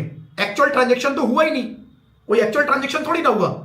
तो आप अज्यूम कर लो कि मार्केट प्राइस पर बेच दिया उसने, अज्यूम कर लो मार्केट प्राइस पर बेचा। जो मार्केट प्राइस है 25 लाख उस पर बेच दिया। तो एग्रीकल्चर इनकम कितनी हुई? 25 माइनस 15, 10 लाख की। भाई एग्रीकल्चर इनकम अगर मैं मार्केट में बेच देता तो 10 ही की तो आती, 25 में बेचता। इस क्रॉप को मैं 25 लाख रुपए में मार्केट में बेच देता। 15 लाख मैंने उसके ऊपर खर्चा किया है, बीज डालने में, खेती करने में, पानी डालने में, सारा खर्चा हो गया मेरा 15 लाख रुपए का, राइट। तो 10 लाख की मेरी एग्रीकल्चर इनकम, राइट, 10 लाख की मेरी एग्रीकल्चर इनकम। ये क्लियर है पॉइंट। अब यहां मैं बात कर रहा हूं बिजनेस की, इसकी बिजनेस इनकम भी होगी कुछ। कैसे होगी जी बिजनेस इनकम? ये क्या करता है, मान लो इसका और कोई काम नहीं है, बस इसी प्रोडक्ट को, ये 25 लाख के इस प्रोडक्ट को यहां अपने बिजनेस में यूज करेगा, ये इसकी बिजनेस इनकम। अब इस 25 लाख के प्रोडक्ट को फर्दर प्रोसेस करेगा, अलग अलग प्रोसेस चलेंगे उसके ऊपर, मशीनों के अंदर लेबर लगेगी, कुछ और आइटम भी ऐड करेगा इसके अंदर, कुछ और मिक्सिंग करेगा इसके अंदर, कुछ बनाएगा इसका, और बना के इसने फर्दर क्या किया, जो किसान का जैसे मैंने एग्जांपल लिया, राइट, और इसको बेच देगा कितने का? 75 लाख रुपए का, 75 लाख का मार्केट में बेच देगा। अब 25 लाख का इसने अपनी फैक्ट्री से माल खरीद लिया, अपनी खेतों से माल खरीद लिया खुद ही, फिर इसके ऊपर 10 लाख रुपए और लगा दिए, फर्दर खर्चा हो गया 10 लाख का। तो इसका टोटल खर्चा कितना हुआ फैक्ट्री का? फैक्ट्री का टोटल खर्चा हुआ 25 और 10 35 लाख का। फैक्ट्री का 35 लाख रुपए का खर्चा हुआ, फैक्ट्री ने 75 लाख में माल को बेचा, फैक्ट्री का नेट प्रॉफिट 40 लाख। तो ये जो फैक्ट्री की अर्निंग है ये क्या है? Business profession, 40 lakh, right. जो फार्मिंग से इनकम है वो कितने की है? 10 लाख की। एबीसी लिमिटेड की अगर मैं बात करता हूं, एबीसी लिमिटेड की जब हम कंपटीशन बनाएंगे, income under the head business profession कितनी आएगी? 40 लैक्स, राइट, 40 लैक्स इनकम आएगी।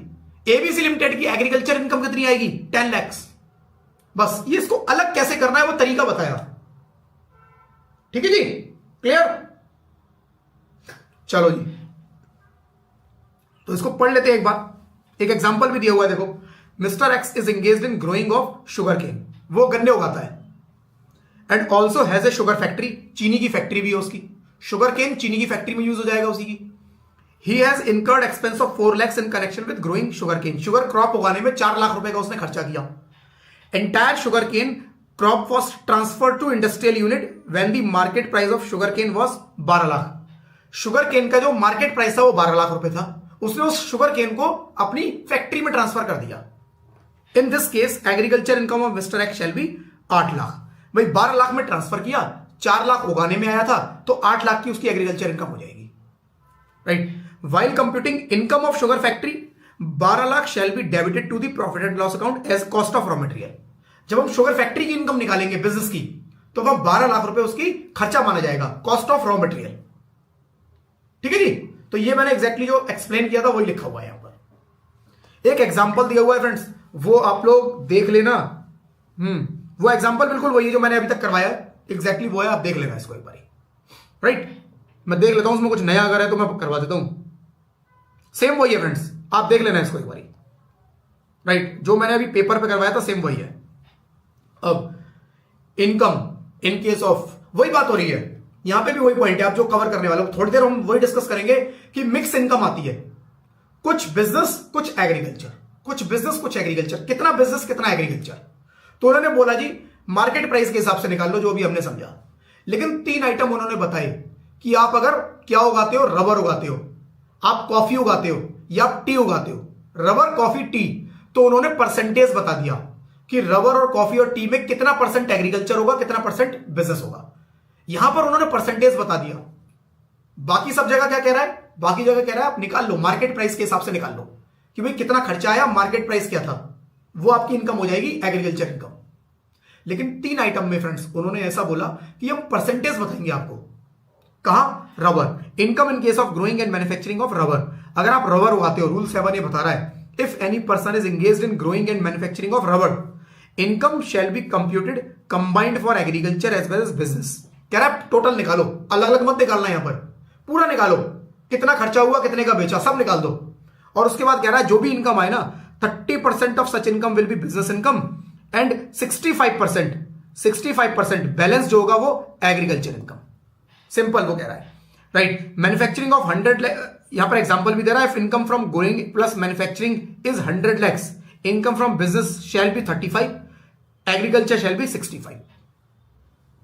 यानी कि वो कह रहा है आप रबर अगर उगाते हो, उसी एग्जांपल को अगर मैं समझूं, यही एग्जांपल में फ्रेंड्स, मान लो यही एग्जांपल मेरा क्या होता, एक एग्जांपल लेते हैं फिर एबीसी का, राइट। एबीसी का एक खेत है और एक फैक्ट्री है, ये फार्म लैंड है और ये इसकी फैक्ट्री है, ये फार्म लैंड, ये फैक्ट्री। यहां पर वो कुछ रबर उगाता है, रबर उगाने में उसका खर्चा आता है 8 लाख रुपए का, 8 लाख रुपए खर्चा आता है। वो इसको मान लो इसको मार्केट में बेचता तो सेम केस 20 लाख में बिक जाता। उसने क्या किया, इस 20 लाख की क्रॉप को यहां पर ट्रांसफर कर दिया और इस पे उसने कुछ और भी लगाया।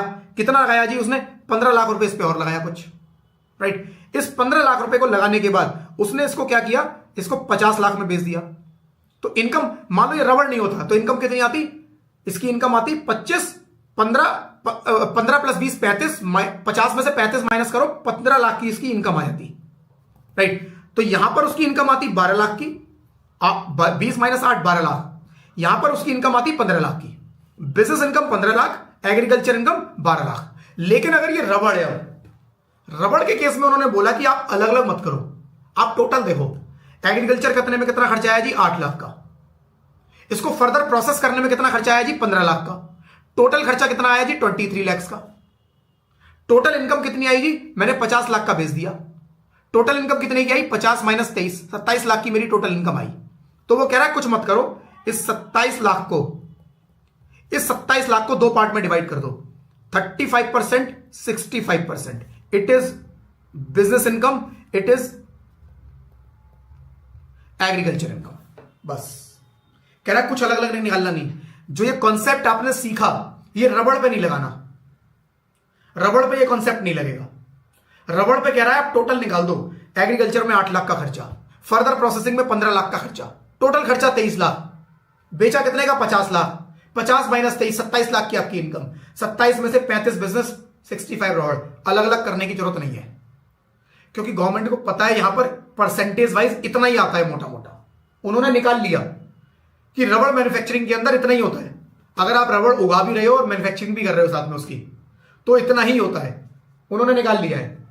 इसीलिए उन्होंने परसेंटेज डिफाइन कर ली कि कोई एक्चुअल नहीं जाना, डिस्प्यूट नहीं होने चाहिए, कोई परसेंटेज दे दिया, कोई डिस्प्यूट नहीं, एक्चुअल की जरूरत ही नहीं हमें। बस आप एक्चुअल इनकम निकालो कि जी एक्चुअल इनकम 27 लाख कैसे आई। उसके लिए आपको खर्चों का हिसाब रखना है, 8 लाख, राइट, 15 लाख, ये खर्चों का हिसाब रखना है। कितने की सेल हुई जी? 50 लाख की। टोटल कितना प्रॉफिट आया? 27 लाख का। एग्रीकल्चर नॉन एग्रीकल्चर इस तरीके से मत निकालना जो अभी हमने किया, इस तरीके से निकालना, 35-65, बस आसान वाला तरीका, ठीक है जी। सेम वो बात कर रहा है किस केस में? कॉफी के केस में। जैसे रबड़ बोला वैसी कॉफी के केस में बोल रहा है, if any person is engaged in growing and manufacturing of coffee, income shall be computed combined for agriculture as well business, 40% of such income shall be business and balance shall be agriculture. तो वहां पे 35-65 बोला, यहां पर 40-60 बोला, right, 40-60। तो अगर यहां पर ये रबड़ है तो 35-65, अगर ये रबर है और ये कॉफी होता तो ये 40% और 60%। ये गवर्नमेंट ने अपने परसेंटेज निकाल ली है। और अगर ये टी है, राइट, और अगर ये टी है तो टी के केस में भी परसेंटेज डिफाइन अलग से की हुई है। लेकिन रबड़ का एक पॉइंट, एक कॉफी का एक पार्ट रहता है। अभी टी के ऊपर आऊंगा, पहले कॉफी का एक पार्ट कंप्लीट कर लो। कॉफी में कह रहा है, if any person is engaged in growing and curing of coffee, 25% of such income shall be business income and balance shall be agriculture income, right, balance shall be agriculture income. यहां पर कह रहा है कि अगर आप एंगेज्ड हो किसमें? Growing and curing. क्योरिंग क्या होता है फ्रेंड्स? देखो क्या होता है कॉफी के अंदर, एक तो हुआ कि मैंने कॉफी उगाई और कॉफी उगाने के बाद मैं उसको बेचने वाली शेप में लेकर आया, राइट, कॉफी उगाई, तोड़ी, सुखाया उसको, जो भी उसका प्रोसेस होता है, और उसके बाद उसको कॉफी को एज इट इज मार्केट में बेचाया। दूसरा, मैंने क्या किया, उस कॉफी के कॉफी बीन्स बनाई, उसको पैकिंग किया, उसको रेडी टू मार्केट बनाया, बेसिकली रेडी टू मार्केट बनाया। एक होता है रेडी टू सेल और एक होता है रेडी टू सेल और एक होता है रेडी टू मार्केट, राइट, दो अलग अलग चीजें हैं। एक मेरी क्रॉप रेडी टू सेल है कि भाई मैं मार्केट में जाके एज इट इज उसको बेचना चाहूं, बेच सकता हूं, राइट, और एक होता है रेडी टू बेसिकली यूज, एक तरह से समझ लो कि मैंने उसको यूज करने के लिए पैकिंग वैकिंग सब कंप्लीट करके उसका बना दिया है, बिल्कुल रेडी कर रखा है, राइट। तो अगर मैंने उसको बिल्कुल कंप्लीट कर दिया फर्दर प्रोसेस करके कॉफी के अंदर, तो मेरा वहां पर रेशियो आएगा 25, और मेरा वहां पर 25% income shall be taxable business income and balance shall be agriculture income. क्या कह रहा है देख लो, एक बार एग्जांपल के साथ देख लो, राइट, एक सेकंड देना फ्रेंड्स।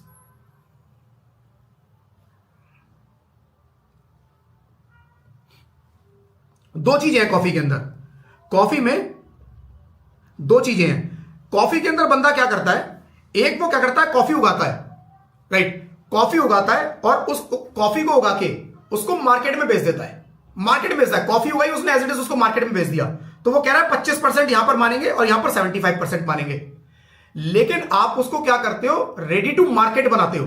रेडी टू मार्केट का मतलब हुआ कि उसके अंदर आप पैकिंग भी करते हो, मार्केटिंग से रिलेटेड आप उसके अंदर पैकिंग करते हो, ब्रांडिंग करते हो, सारा कुछ उसके अंदर करके उसको बिल्कुल रेडी कर देते हो, रेडी कर देते हो। तो कह रहा है उस केस में हम आपका बिजनेस इनकम 40% मानेंगे और 60% आपकी एग्रीकल्चर इनकम मानेंगे, राइट। आप केवल कॉफी बनाते हो और उस कॉफी को बना के एज इट इज बेच देते हो। कोई उसके अंदर आपने मार्केटिंग वाला काम नहीं किया, कोई उसके अंदर फर्दर प्रोसेसिंग नहीं की, कोई पैकेजिंग पे आपने खर्चा नहीं किया, आपने सीधा बनाया, बड़े बॉक्स में पैक किया और उसको मार्केट में जाके बेच आए। कह रहा है आप 25% बिजनेस इनकम, केवल 25% बिजनेस इनकम होगी आपकी। हम आपकी बिजनेस इनकम कम मानेंगे, एग्रीकल्चर इनकम इस केस में ज्यादा मानेंगे, ज्यादा एग्रीकल्चर इनकम होगी। लेकिन अगर आप उस प्रोडक्ट पे फर्दर प्रोसेसिंग करते हो, रेडी टू मार्केट बना देते हो उसको, रेडी टू मार्केट अगर उसको बना देते हो, तो उस केस में आपकी बिजनेस इनकम ज्यादा हो जाएगी, क्योंकि आप अब उस पर बिजनेस वाले काम कर रहे हो, फर्दर प्रोसेसिंग कर रहे हो। तो 40% आपकी बिजनेस इनकम, 60% आपकी एग्रीकल्चर इनकम, राइट, यही लिखा हुआ है। अब पढ़ लो दोबारा। Agriculture, if person is engaged in growing and manufacturing of coffee, growing and manufacturing दोनों काम वो कर रहा है अगर, right, income shall be computed combined for agriculture as well as business and 40% of such income shall be business income and balance shall be agriculture. If income from growing plus manufacturing is 100 lakhs, income from business shall be 40 lakhs, income from agriculture shall be 60 lakhs. पहला part. दूसरा part, if person is engaged in growing and curing, growing and curing का मतलब होता है friends कि उसने grow किया उसको और केवल उसको इस शेप में बनाया कि मार्केट में बेच पाए। क्योंकि देखो कॉफी को तोड़ के एज इट इज तो बेचेगा नहीं, छोटा मोटा प्रोसेस तो करना पड़ेगा। आपने केवल उसके ऊपर वो छोटा मोटा प्रोसेस किया जिससे वो रेडी, वो सेल हो जाए मार्केट में जाके, एज इट इज सेल हो जाए कंटेनर में, आपने जाके उसको कंटेनर में सेल कर दिया, राइट। वो आपका प्रोसेस का अगर आता है तो आप कह रहे हैं केवल 25% आपकी बिजनेस इनकम है, बाकी आपकी क्या है 75% एग्रीकल्चर इनकम। लेकिन अगर आप उसकी मैन्युफैक्चरिंग भी कर रहे हो, मतलब रेडी टू मार्केट बना रहे हो, एक तरह से बॉक्सेस में पैक करते हो, छोटे छोटे बॉक्सेस में, जिससे कि वो मार्केट में प्रॉपर सेल हो पाए, तो उस केस में आपकी बिजनेस इनकम को बढ़ा देते हैं वो 40-60। लेकिन एज इट इज बेच रहे हो छोटा मोटा प्रोसेस करके, तो उस केस में आप क्या कर रहे हो, आप बिजनेस उसके अंदर कम कर रहे हो, एग्रीकल्चर ज्यादा है, तो इसीलिए आपका उसमें बिजनेस इनकम 25%, एग्रीकल्चर 75 माना, ठीक है जी। और सेम उन्होंने किसके लिए बोला, टी के लिए, टी में भी सेम परसेंटेज 40-60 खत्म। उन्होंने वो ग्रोइंग एंड क्रोइंग अलग अलग नहीं किया उसमें, 40-60। If any person is engaged in growing and manufacturing of T, income shall be computed combined for agriculture as a business. 40% of such income shall be business income and balance shall be agriculture income. If income from growing plus manufacturing is 100 lakhs, income from business shall be 40 lakhs and income from agriculture shall be 60 lakhs. Right? तो same percentage जो coffee वाली है वो T में भी apply हो रही है। टी में कोई सेपरेट परसेंटेज नहीं है, राइट, टी में कोई सेपरेट परसेंटेज नहीं है, बट यस कॉफी के अंदर सेपरेट परसेंटेज है कि कॉफी को अगर आप एज इट इज छोटा मोटा प्रोसेस करके बेच देते हो मार्केट में, कोई आपने रेडी टू मार्केट उसको नहीं बनाया, तो उस केस में 25-75 मान लिया, अदरवाइज 40-60 है। टी के केस में 40-60 है, रबड़ के केस में 35-65 है। बस ये परसेंटेज अलग अलग है, बाकी इनके तीन के अलावा कुछ और है। तो जो हमने मेथड सीखा था कि मार्केट प्राइस पर ट्रांसफर करके दोनों की अलग अलग निकाल लो, वो मेथड आपको अप्लाई करना है। ठीक है जी। तो अगर फ्रेंड्स कुछ डाउट है इसके ऊपर पूछ लो। आगे कुछ और इसके अंदर डिफाइन किया हुआ है कि marketing operations, marketing process ordinary employed to render the product fit to be taken to the market, right. Some time to make the agriculture produce a saleable commodity it become necessary to perform some kind of process on the produce. The income from the process employed to render the produce fit to be taken to the market would be agriculture income. क्या कह रहा है? आपने चावल उगाया, चावल की right crop आई, आपने उस क्रॉप को काटा, अब आप उस क्रॉप को मार्केट में लेके जाओ बेचने के लिए, क्या वो बिक जाएगा? चावल मैंने उगाया, मैंने गेहूं उगाया और उसको मैं काट के एज इट इज ले गया। जब वो कटता है ना फ्रेंड्स गेहूं, तो उसकी बालियां होती है प्रॉपर पूरी, उसकी डंडी के अंदर बालियां लगी होती हैं, वो काटते हैं एज इट इज।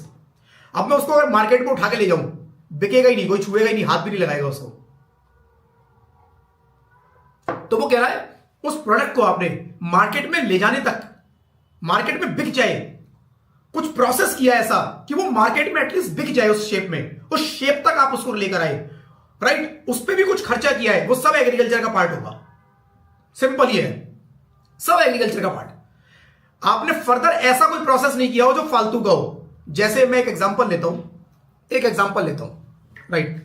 आप गेहूं उगाते हो, आप वीट के मैन्युफैक्चरर हो और उसको ग्रो भी करते हो, राइट। आप वीट उगाते हो गेहूं, और आप गेहूं उगा के क्या करते हो, दो चीजें होती हैं। एक, सबसे पहले उसके अंदर आप एग्रीकल्चर करोगे उसका, और दूसरा उसको सेल करोगे। फिर आपने एग्रीकल्चर किया गेहूं की कटाई की, उसकी बालियां तोड़ी, उसके बाद थ्रेशर में डाल के अलग अलग प्रोसेस से आपने उसके गेहूं का दाना अलग किया, थ्रेशर में डाल के, वो सारा प्रोसेस किस में आएगा, एग्रीकल्चर में।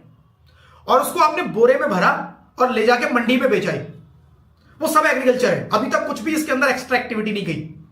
गेहूं को बोरे में भरा उसने इकट्ठा, 50 किलो 100 किलो के बोरे बनते हैं, और उसको आप मंडी में गए, अनाज मंडी होती है फ्रेंड्स हर एरिया में अलग अलग, वहां जाके बिकता है, वहां इकट्ठे में बेचाए जाते हैं, गवर्नमेंट को बेचाए, एग्रीकल्चर है, प्योर एग्रीकल्चर। आपने क्या किया, नहीं ऐसे नहीं, आपने क्या किया, उसको रखा अपने पास, फिर उसके आपने बढ़िया अपनी ब्रांडिंग करवाई, 5-5 किलो 10-10 किलो के, जैसे आशीर्वाद, राइट। आपने उस गेहूं को पीस भी दिया, पीस के फिर आपने क्या किया, उसको कट्टों में भर दिया 5-5 10-10 किलो के, और उसको जाके मार्केट में बेचाए, मॉल्स में बेचाए, अलग अलग स्टोर्स में जाके आपने दे दिया। अब वो कह रहा है ये आपका जो है ना बिजनेस एक्टिविटी भी इन्वॉल्व हो गई इसके अंदर। अब प्योर एग्रीकल्चर नहीं है, अब ये और भी चीजें इसके अंदर आ गई। अब आपको उस प्रोसेस में जाना पड़ेगा, कौन सा जो पहले बताया था कि आप अपनी प्रोड्यूस को मार्केट प्राइस पे ट्रांसफर कर देते, दोनों की इनकम अलग अलग निकालो। तो वो कह रहा है आपने ऐसे बेसिक खर्चे किए हैं, केवल ऐसे बेसिक काम किए हैं, बेसिक ऑपरेशंस किए हैं जो मार्केट में उसको ले जाने के लिए फिट बना दे, बस केवल मार्केट में ले जाने के लिए बना दे कि भैया मार्केट में बिक जाए, बस उतना खर्चा किया, उतना काम किया है, वो एग्रीकल्चर का पार्ट है। अदरवाइज आपको फिर एग्रीकल्चर नहीं रहा, फिर इसमें कुछ और भी चीजें आ गई, बस वही चीज वहां पर लिख रहा है फ्रेंड्स, ठीक है जी। तो agriculture means pure agriculture, no other activity. Some time to make agriculture produce saleable commodity, it become necessary to perform some kind of process on the produce. The income from process employed to render the produce to fit to be taken to the market would be agriculture income, ठीक है। However, it must be process ordinarily employed by cultivator or receiver of the rent in kind, and process must be applied to make the produce fit to be taken to the market. कह रहा है ये process जो करेगा वो कौन करेगा, जो क्रॉप को उगा रहा है वो खुद कर रहा है। गेहूं जो उगा रहा है वही गेहूं को थ्रेशर में डाल के कर रहा है, या फिर मैंने रेंट पर अपनी जगह दे दी थी, राइट। मैंने क्या किया था, मैंने रेंट पर अपनी जगह दे दी थी। मैं हूं मिस्टर ए ने बी को रेंट पर जगह दे दी, एक लैंड। बी ने यहां पर गेहूं उगाया, गेहूं की कटाई हुई, इसने आधा गेहूं ए को पकड़ा दिया कि लो भाई तुम एज इट इज क्रॉप दे दी ए को। ए ने कहा ठीक है, आधी क्रॉप अपने पास रख ली। इसने क्या किया, उस क्रॉप से गेहूं निकाला, इसने आधी अपनी क्रॉप से गेहूं निकाला। कह रहा है दोनों ने जो प्रोसेस किया है, ये भी एग्रीकल्चर, ये भी एग्रीकल्चर, दोनों का एग्रीकल्चर है, दोनों की एग्रीकल्चर। चाहे जो कल्टीवेटर है, जो क्रॉप को उगा रहा है, चाहे वो, या जिसके पास एज ए रेंटल आया, उसने रेंट पर जगह दी थी, रेंट में पैसे ना आके गेहूं की क्रॉप आ गई, तो ए दोनों कह रहा है, चाहे वो रेंट आया आपके पास वो, या जो कल्टीवेटर है वो, दोनों में से जो ऐसा प्रोसेस करेगा वो हम उसको एग्रीकल्चर एक्टिविटी मान के एग्रीकल्चर इनकम में काउंट करेंगे। सिंपल ये बोल रहा है, ठीक है जी। पढ़ लो दोबारा। However it must be process ordinarily employed by cultivator और रिसीवर ऑफ रेंट बी, मेरे केस में बी, ठीक है जी, in kind, and process must be applied to make the produce fit to be taken to the market. Process वही होना चाहिए कि ये मार्केट में प्रोड्यूस फिट है कि अब मार्केट में जाके हम इसको बेच सकते हैं, इससे पहले तो ये बिकेगा ही नहीं। ऐसा प्रोसेस उसके ऊपर करना है, बस फालतू के काम नहीं करने। अब उसको पीसने मत बैठ जाना, उसका आटा मत बनाना, क्योंकि गेहूं एज इट इज बिक सकता है। आटा बनाओगे फिर बेचोगे तो प्रॉफिट ज्यादा आएगा, उसमें बिजनेस इनकम अलग कर देंगे, फिर एग्रीकल्चर इनकम अलग कर देंगे, right. The ordinary process employed to render the fit to be market taken to the market includes threshing, winnowing, cleaning, drying, crushing, right. ये सारे प्रोसेस वो कह रहा है कि आपने कुछ भी इसके अंदर प्रोसेस किया, राइट। थ्रेशिंग में क्या होता है, आप उसके अंदर डाल के दाने को अलग करते हो, राइट। उस कई बार आपने गेहूं का, आपने चावल अगर देखा हो कभी, चावल जो उगता है, चावल के अंदर क्या होता है, पूरी बाली होती है उसकी, वो उगा, उसके बाद पहले तो उसका आप दाना अलग करोगे, फिर उस दाने के ऊपर भी ना एक लेयर कवर चढ़ा होता है हल्का सा ब्राउन कलर का, फिर एक मशीन के थ्रू उस कवर को हटाया जाता है, उस दाने, वो चावल आप खा नहीं सकते जो दाना निकला है, राइट। उस चावल के ऊपर से वो कवर हटाया जाएगा, फिर वो चावल जो है निकला वो मार्केट में बिकेगा, राइट। अब उस चावल के ऊपर आप फर्दर प्रोसेस करने बैठ गए कि जी इसकी पॉलिशिंग करेंगे और इसके अंदर कुछ ऐसा करेंगे जिससे ये महंगे में बिक जाए, तो वो कह रहा है वो सब बिजनेस में चला जाएगा। फिर बेसिक ऑपरेशन करो जिससे ये खाने लायक बन जाए, जिससे बिकने लायक बन जाए, बस इसके फालतू का कुछ नहीं, ठीक है जी। For example, the process ordinary employed by cultivator to obtain the rice from paddy is first remove the hay from the basic grain. Basic grain से पहले हे निकाला जाता है जो उसकी घास छिलका होता है, and thereafter to remove the chaff from the grain. उस छिलके के ऊपर जो एक और लेयर रह जाती है, फिर उसको हटाते हैं। तो ये दोनों प्रोसेस कह रहा है बेसिक ऑपरेशन है, इसी का पार्ट है। ये माना जाएगा कि आपने fit to be taken to the market किया है इसको। The grain has to be properly filtered to remove the stones, and finally उसमें स्टोन थे, स्टोन भी हटाए गए क्योंकि स्टोन के साथ तो वो बिकेगा नहीं ना, खाने में नहीं आएगा, तो आपने उसको फिल्टरिंग की, उसकी स्टोन हटा दिए। And rice has to be packed in the gunny bags for sale in the markets. Gunny bag होते हैं ना, जो जूट बैग होते हैं बड़े बड़े, उसके अंदर पैक करके ले गए उसको। कह रहा है यहां तक ठीक है, कोई दिक्कत नहीं है, सब एग्रीकल्चर, कोई दिक्कत नहीं है। तो बेसिकली फ्रेंड्स ये सब चीजें ना बड़ी सब्जेक्टिव है। अब ये कई बार इसके ऊपर डिस्प्यूट भी होते हैं कि ये इसका पार्ट है या नहीं है, फिर वो कोर्ट आता है बीच के अंदर कि कोर्ट डिसाइड करता है कि ये है या नहीं है या नहीं है। तो हमें जब एग्जाम में क्वेश्चन आएगा तो बड़ा क्लियर कट होगा उसके अंदर। रियल लाइफ में इसमें बड़ी प्रॉब्लम आती है, रियल लाइफ में तो बड़ी प्रॉब्लम आती है कि एग्रीकल्चर है या नहीं है, ये ऑपरेशंस एग्रीकल्चर में आएंगे नहीं आएंगे, और ये सारे कोर्ट में फिर केस चलते हैं। फिर जज बैठ के डिसाइड करते हैं, जिनको आइडिया भी नहीं होता एग्रीकल्चर क्या होता है, वो डिफरेंट डिफरेंट फैक्ट्स के बेसिस पर डिसाइड करते हैं कि जी एग्रीकल्चर है या नहीं है, ठीक है। चलो जी, after such process the rice can be taken to the market for sale. The process of making the rice ready for market may involve manual operations और mechanical operations. All these operations constitute the process ordinary employed to make the produce fit to be taken to the market. तो ये जितना भी process किया गया इसके अंदर कुछ मैनुअल भी हो सकते हैं, कुछ मशीनें भी लग सकती हैं। कह रहा सब हम एग्रीकल्चर मानेंगे, ये सब एग्रीकल्चर है। Fit to be taken to the market, कोई भी प्रोडक्ट को मार्केट के लिए फिट बनाया है आपने, चाहे मैनुअली बनाया चाहे मशीन के थ्रू बनाया, कह रहा है ठीक है सारा ओके है हमारे लिए। The produce must retain its original character in spite of processing unless there is no market for selling it in that condition. कह रहा मार्केट में जब आप उसको लेके जाओगे तो उसकी ओरिजिनल कंडीशन में लेके जाओगे, ऐसा मत करना उसकी शेप बदल देना, ऐसा मत करना बनाया उगाया कुछ और बना कुछ और दिया और उसको मार्केट में बेचा, तो हम नहीं मानेंगे।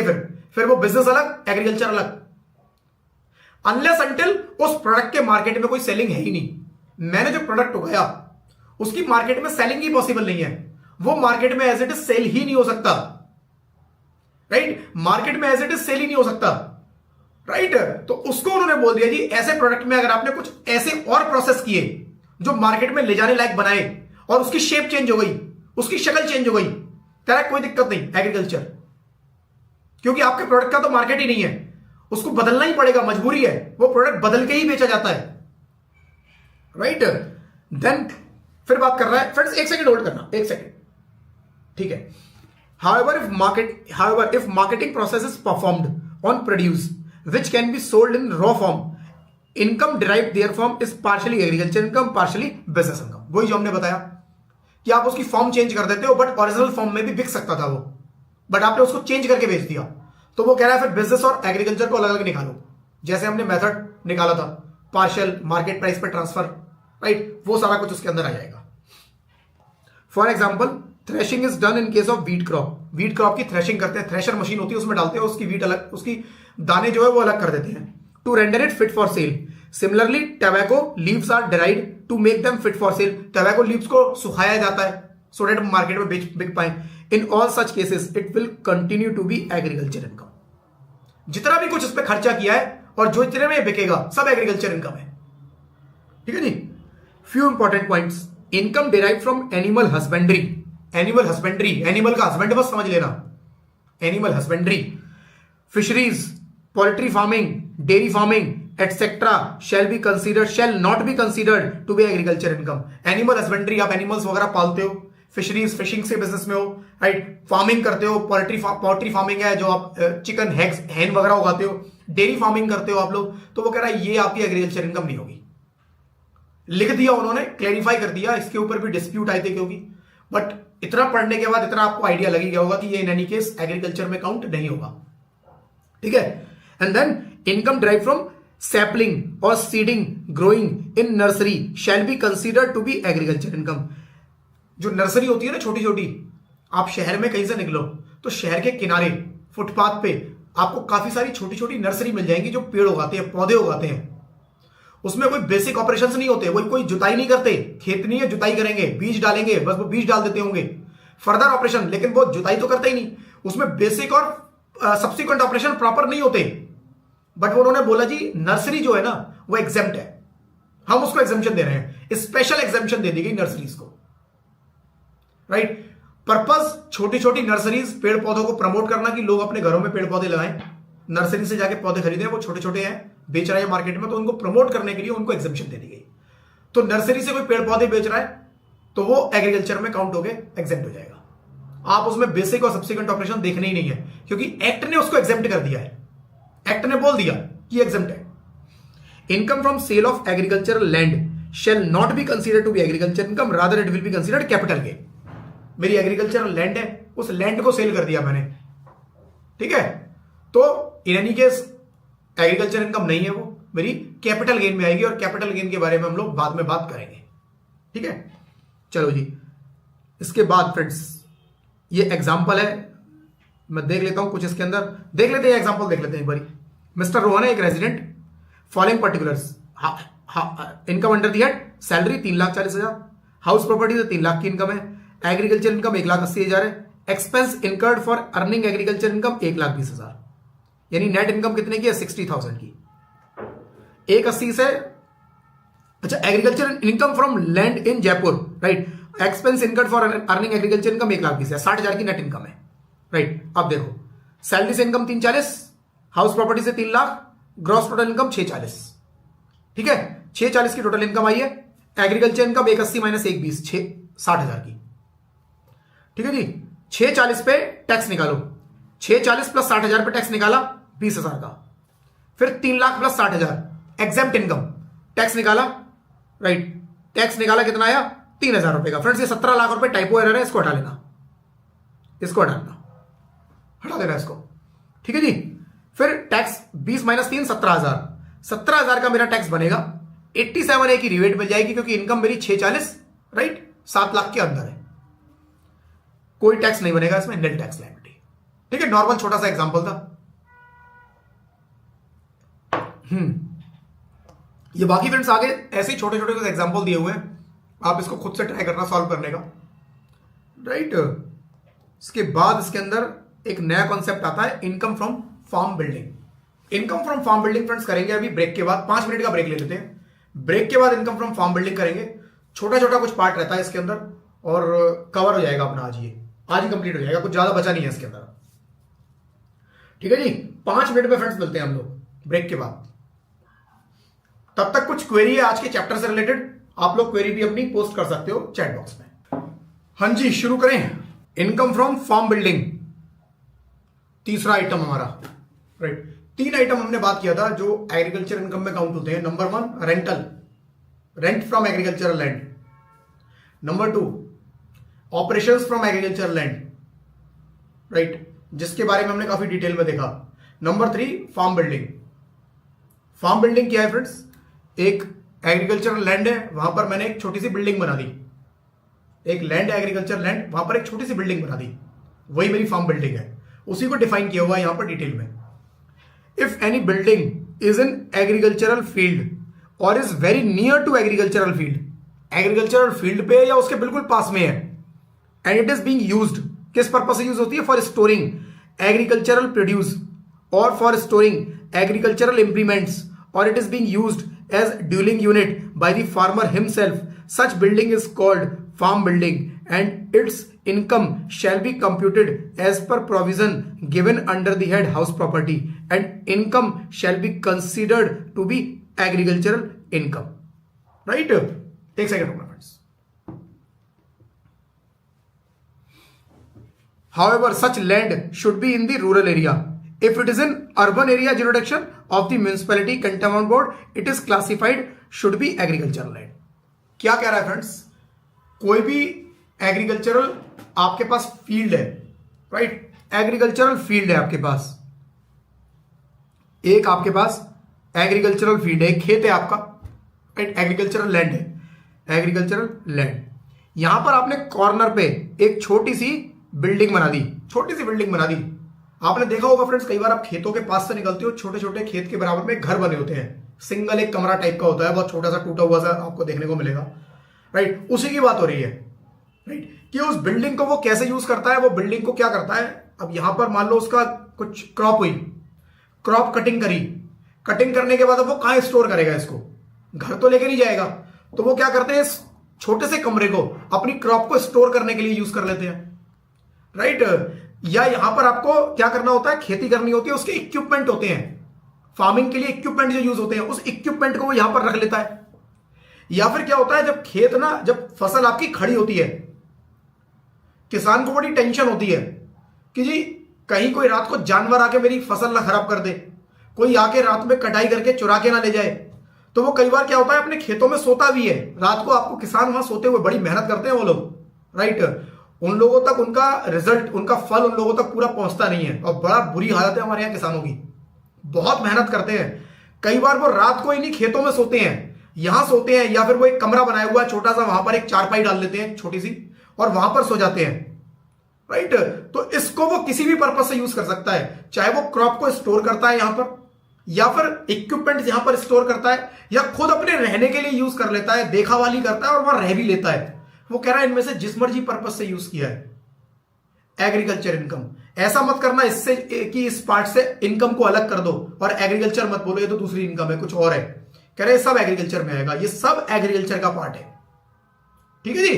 तो आपने इस फार्म को यूज किसके लिए किया, इन पर्पज से यूज किया, लेकिन आपने किसी को रहने के लिए किराए पर दे दिया तो वो एग्रीकल्चर इनकम नहीं है, आपने किसी को रहने के लिए किराए पर दे दिया, ठीक है। एग्रीकल्चर इनकम, आपने एग्रीकल्चर लैंड पे एक 2 BHK बना दिया जी, बढ़िया सा फ्लैट, कि यहां तो खेती करूंगा, यहां पर एक 2 BHK बढ़िया सा फ्लैट, और इसको आपने किराए पर उठा दिया, लोग आते हैं, 1 दिन रहते हैं, 2 दिन रहते हैं, मस्ती मारते हैं, चले जाते हैं, ठीक है।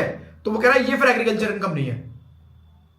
तो यही फ्रेंड्स यहां पर बात कर रहा है, दोबारा पढ़ लेते हैं। If building is in the agricultural field very near to agriculture field, it is being used for storing agricultural produce or for storing agricultural implements, or it is being used as dwelling unit by the farmer himself, right। वो कह रहा है इनमें से किसी भी purpose से use करो, वो agriculture, it is called building and its income shall be computed as per the provision given under the head house property. जैसे हाउस प्रॉपर्टी में करते थे वैसे ही इनकम काउंट होगी, कैलकुलेट वैसे ही होगी, but income shall be considered agriculture income, agriculture, उससे अगर कुछ इनकम आ रही है एग्रीकल्चर इनकम होगी।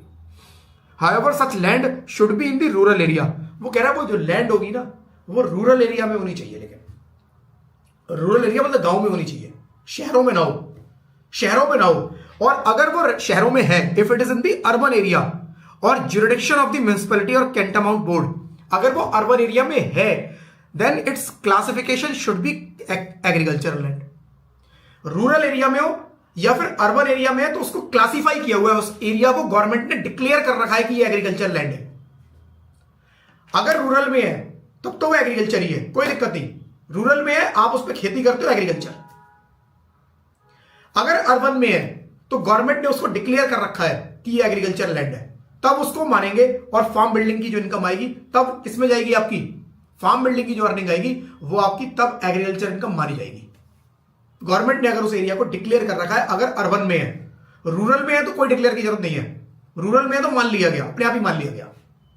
ठीक है, तो ये चीज हमें ध्यान रखनी है। जो की पॉइंट है वो यही है कि रूरल एरिया में होनी चाहिए, अर्बन में नहीं होनी चाहिए। अर्बन में है तो अर्बन में तब मानी जाएगी जब गवर्नमेंट ने उसको डिक्लेयर किया हुआ है, और साथ में वो यूज होता हो किस पर्पज से यूज होता हो, वो या तो जो उसका प्रोड्यूस है उसको स्टोर करने के लिए, इक्विपमेंट से स्टोर करने के लिए, या फार्मर उसके अंदर खुद रहता है देखावाली करने के लिए, खुद ही वहां रहता है। इनमें से किसी भी पर्पज से अगर यूज होता है उसका, तो वो एग्रीकल्चर इनकम मानी जाएगी। ठीक है, साथ में एक छोटी सी चीज आगे और बताइए कि मान लो rural area for the above purposes any area which is outside the jurisdiction of municipality or cantonment board having population of 10,000 और more। कह रहा रूरल एरिया हम किसको मानेंगे, बता देता हूं। रूरल एरिया हम किसको मानेंगे, सपोज ये एक एरिया है, ये अर्बन एरिया है, ये एरिया है जिसकी पॉपुलेशन 10,000 से कम है, राइट। कह रहा है इस एरिया के आसपास जो भी होगा, इस एरिया में जो भी होगा वो सब रूरल है। आपकी पॉपुलेशन कितनी है, 10,000 से कम, 10,000 से कम पॉपुलेशन है। इस जगह की पॉपुलेशन 10,000, राइट, इस जगह की पॉपुलेशन 10,000 से कम है। कह रहा रूरल, वो रूरल है, कोई दिक्कत नहीं है। ठीक है, उसको फर्दर देख लो आगे एक बारी, right. If rural area for the above purposes any area which is outside the jurisdiction of municipality cantonment board having population 10,000 और मोर, राइट। 10,000 जहां की पॉपुलेशन है उससे बाहर है, मतलब 10 से कम होना चाहिए। अगर 10 से कम है तो रूरल है। 10,000 की एरिया में नहीं होना चाहिए, वो 10,000 से ज्यादा में नहीं होना चाहिए, आउटसाइड होना चाहिए उससे। And also which does not fall within the distance to be measured aerially given below. कह रहा है अगर वो रूरल, अगर वो अर्बन एरिया के आसपास है, अर्बन एरिया के आसपास है, तो उसकी जो पॉपुलेशन है उस एरिया की 10,000 से ज्यादा है। मान लो जिस एरिया के आसपास है उस एरिया की पॉपुलेशन 10,000 से ज्यादा है, लेकिन 1 लाख तक है, 1 लाख या उससे कम है, तो उसके 2 किलोमीटर के अंदर नहीं होना चाहिए, उसके 2 किलोमीटर के अंदर नहीं होना चाहिए। बना के दिखा देता हूं। मान लो एक एरिया है ये, इसकी पॉपुलेशन है 50,000। क्या 10,000 से ज्यादा है? यस।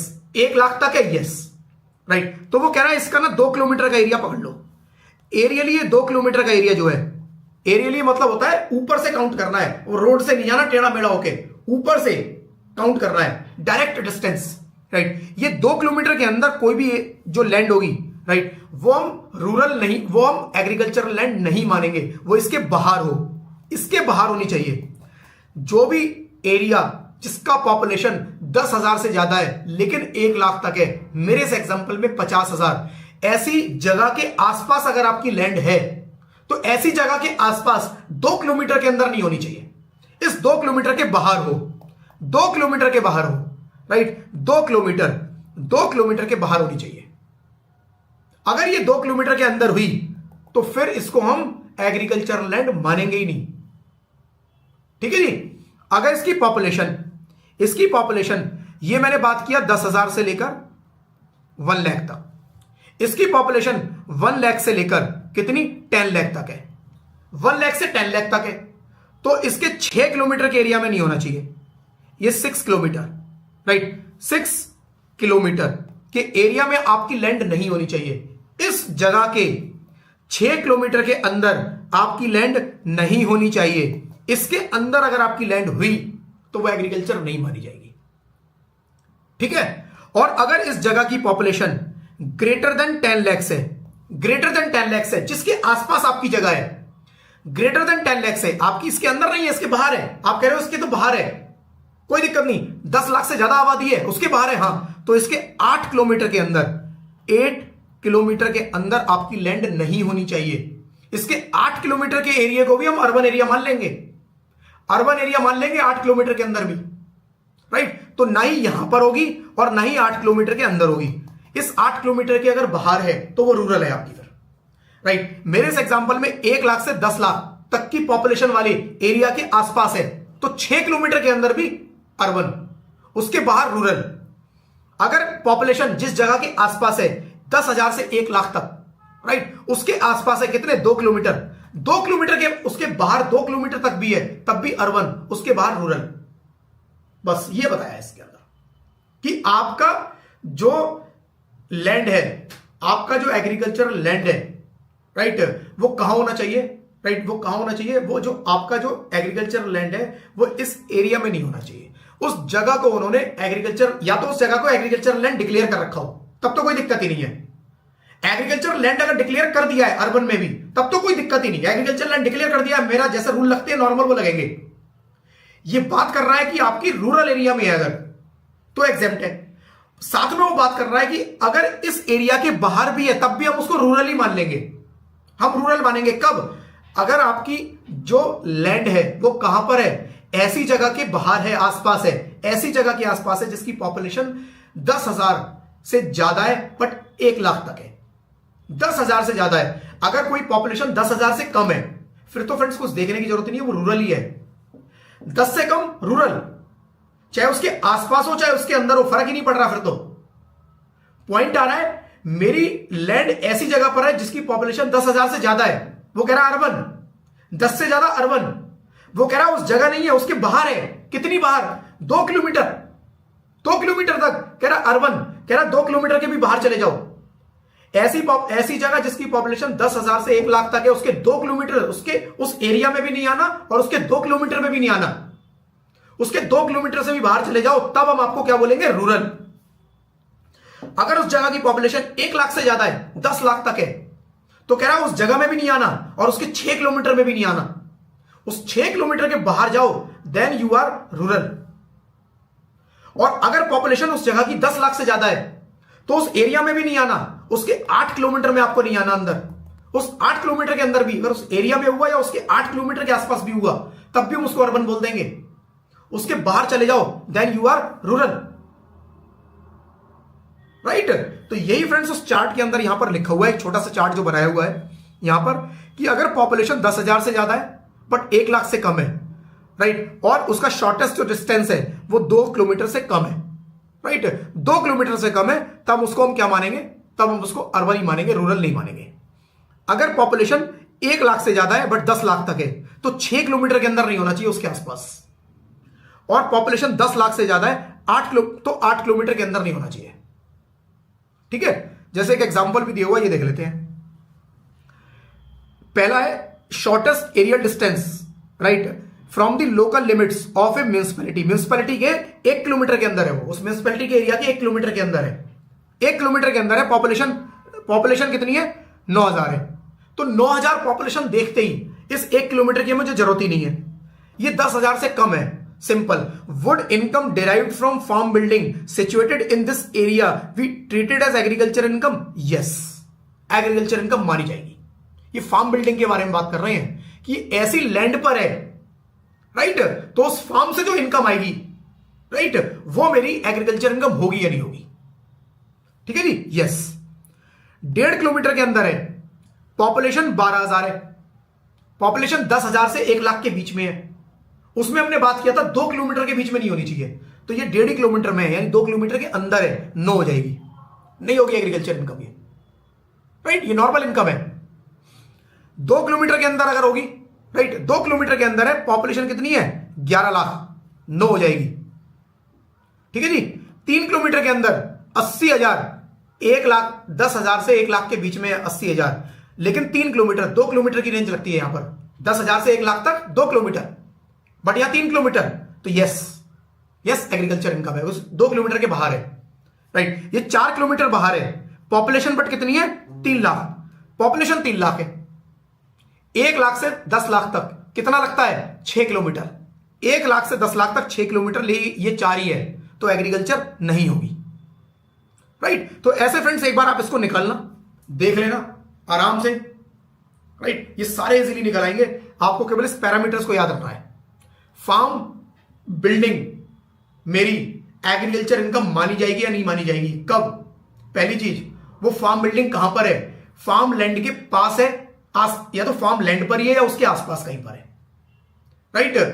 अब दूसरा उसने बताया, क्या बताया जी, कि आपकी जो ये इनकम आएगी वो अगर आपकी रूरल एरिया से आ रही है, राइट, अगर आपकी जो लैंड है वो कहां पर है? रूरल एरिया में है, तो वो इनकम आपकी एग्रीकल्चर इनकम है, कोई दिक्कत नहीं है।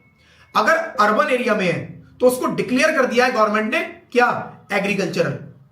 अगर गवर्नमेंट ने उसको एग्रीकल्चरल डिक्लेयर कर दिया है तब वो आपकी क्या हो जाएगी? आपकी एग्रीकल्चरल इनकम हो जाएगी और उसको हम काउंट कर लेंगे, कोई दिक्कत नहीं है। साथ में वो कह रहा है ऐसी पॉपुलेशन जिसकी पॉपुलेशन 10,000 से कम है, ऐसे एरिया के आसपास या उस एरिया में जिसकी इनकम जहां पर पॉपुलेशन 10,000 से कम है तब भी कोई दिक्कत नहीं है, एग्रीकल्चर। प्रॉब्लम आती है ऐसे एरिया के आसपास है जो 10,000 से ज्यादा है, 10,000 से ज्यादा है अर्बन, उसके आसपास है तब भी अर्बन।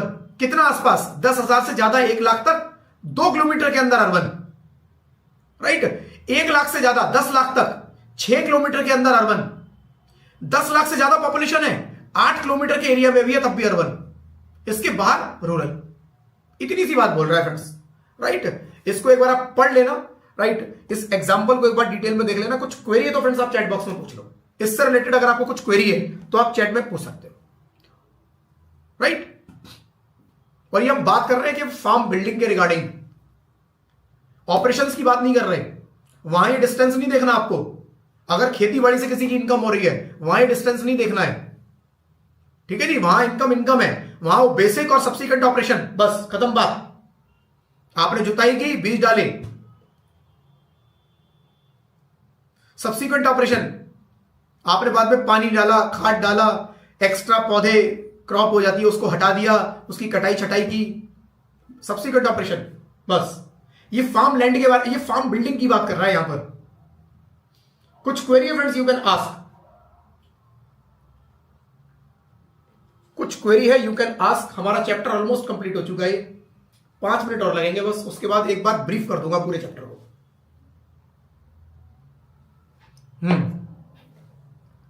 ठीक है जी, छोटा सा पार्ट है वो देख लेते हैं। कुछ जुडिशियल डिसीजंस हैं इसके ऊपर जो आए थे इंपॉर्टेंट, राइट, वो देख लेते हैं। कुछ डिस्प्यूट हुए थे जिसमें हाई कोर्ट या सुप्रीम कोर्ट के इसके ऊपर डिसीजन आए और उसके बेसिस पे केस को डिसाइड किया गया। तो पहला, B Gupta private limited versus CIT, compensation received from insurance company on account of damage cause to the crop is agriculture income. एक किसान था, उसकी क्रॉप उगी हुई थी, उसने इस क्रॉप का इंश्योरेंस ले रखा था। अब ये क्रॉप जो थी डैमेज हो गई, ये डैमेज हो गई, बची नहीं। इंश्योरेंस से पैसा मिल गया इसको, इस इंश्योरेंस से पैसा मिल गया, राइट। इनकम टैक्स अथॉरिटी कहती है जी ये एग्रीकल्चर इनकम नहीं है, ये फार्मर कहता है ये एग्रीकल्चर इनकम है, राइट। हाई कोर्ट ने डिसाइड किया कि ये एग्रीकल्चर इनकम है। अगर कोई क्रॉप डैमेज हो जाती है और बदले में अगर कुछ पैसा मिलता है तो बेसिस उन्होंने यही लिया बेसिकली। अगर ये नहीं, मोटा मोटा देखो, उसको क्रॉप उसकी डैमेज हो गई, आप क्रॉप डैमेज हो गई, उसका नुकसान हो गया, नुकसान हो गया तो इंश्योरेंस कंपनी ने उस नुकसान की उसको भरपाई की है। अल्टीमेटली वो एग्रीकल्चर इनकम ही है। अगर वो नहीं भरपाई करता तब भी उसके पास इतना ही पैसा आता, बेचारे को और भी कम पैसा ही मिला होगा। इंश्योरेंस ने 100% तो दिया नहीं होगा, फालतू तो दिया नहीं होगा, उतना ही पैसा दिया होगा उसको, कोई इनकम तो एक्स्ट्रा हुई नहीं है इससे उसकी। ये तो उसका एक तरह से कंपेंसेशन है, जो उसकी क्रॉप डैमेज हुई है उसका कंपेंसेशन है।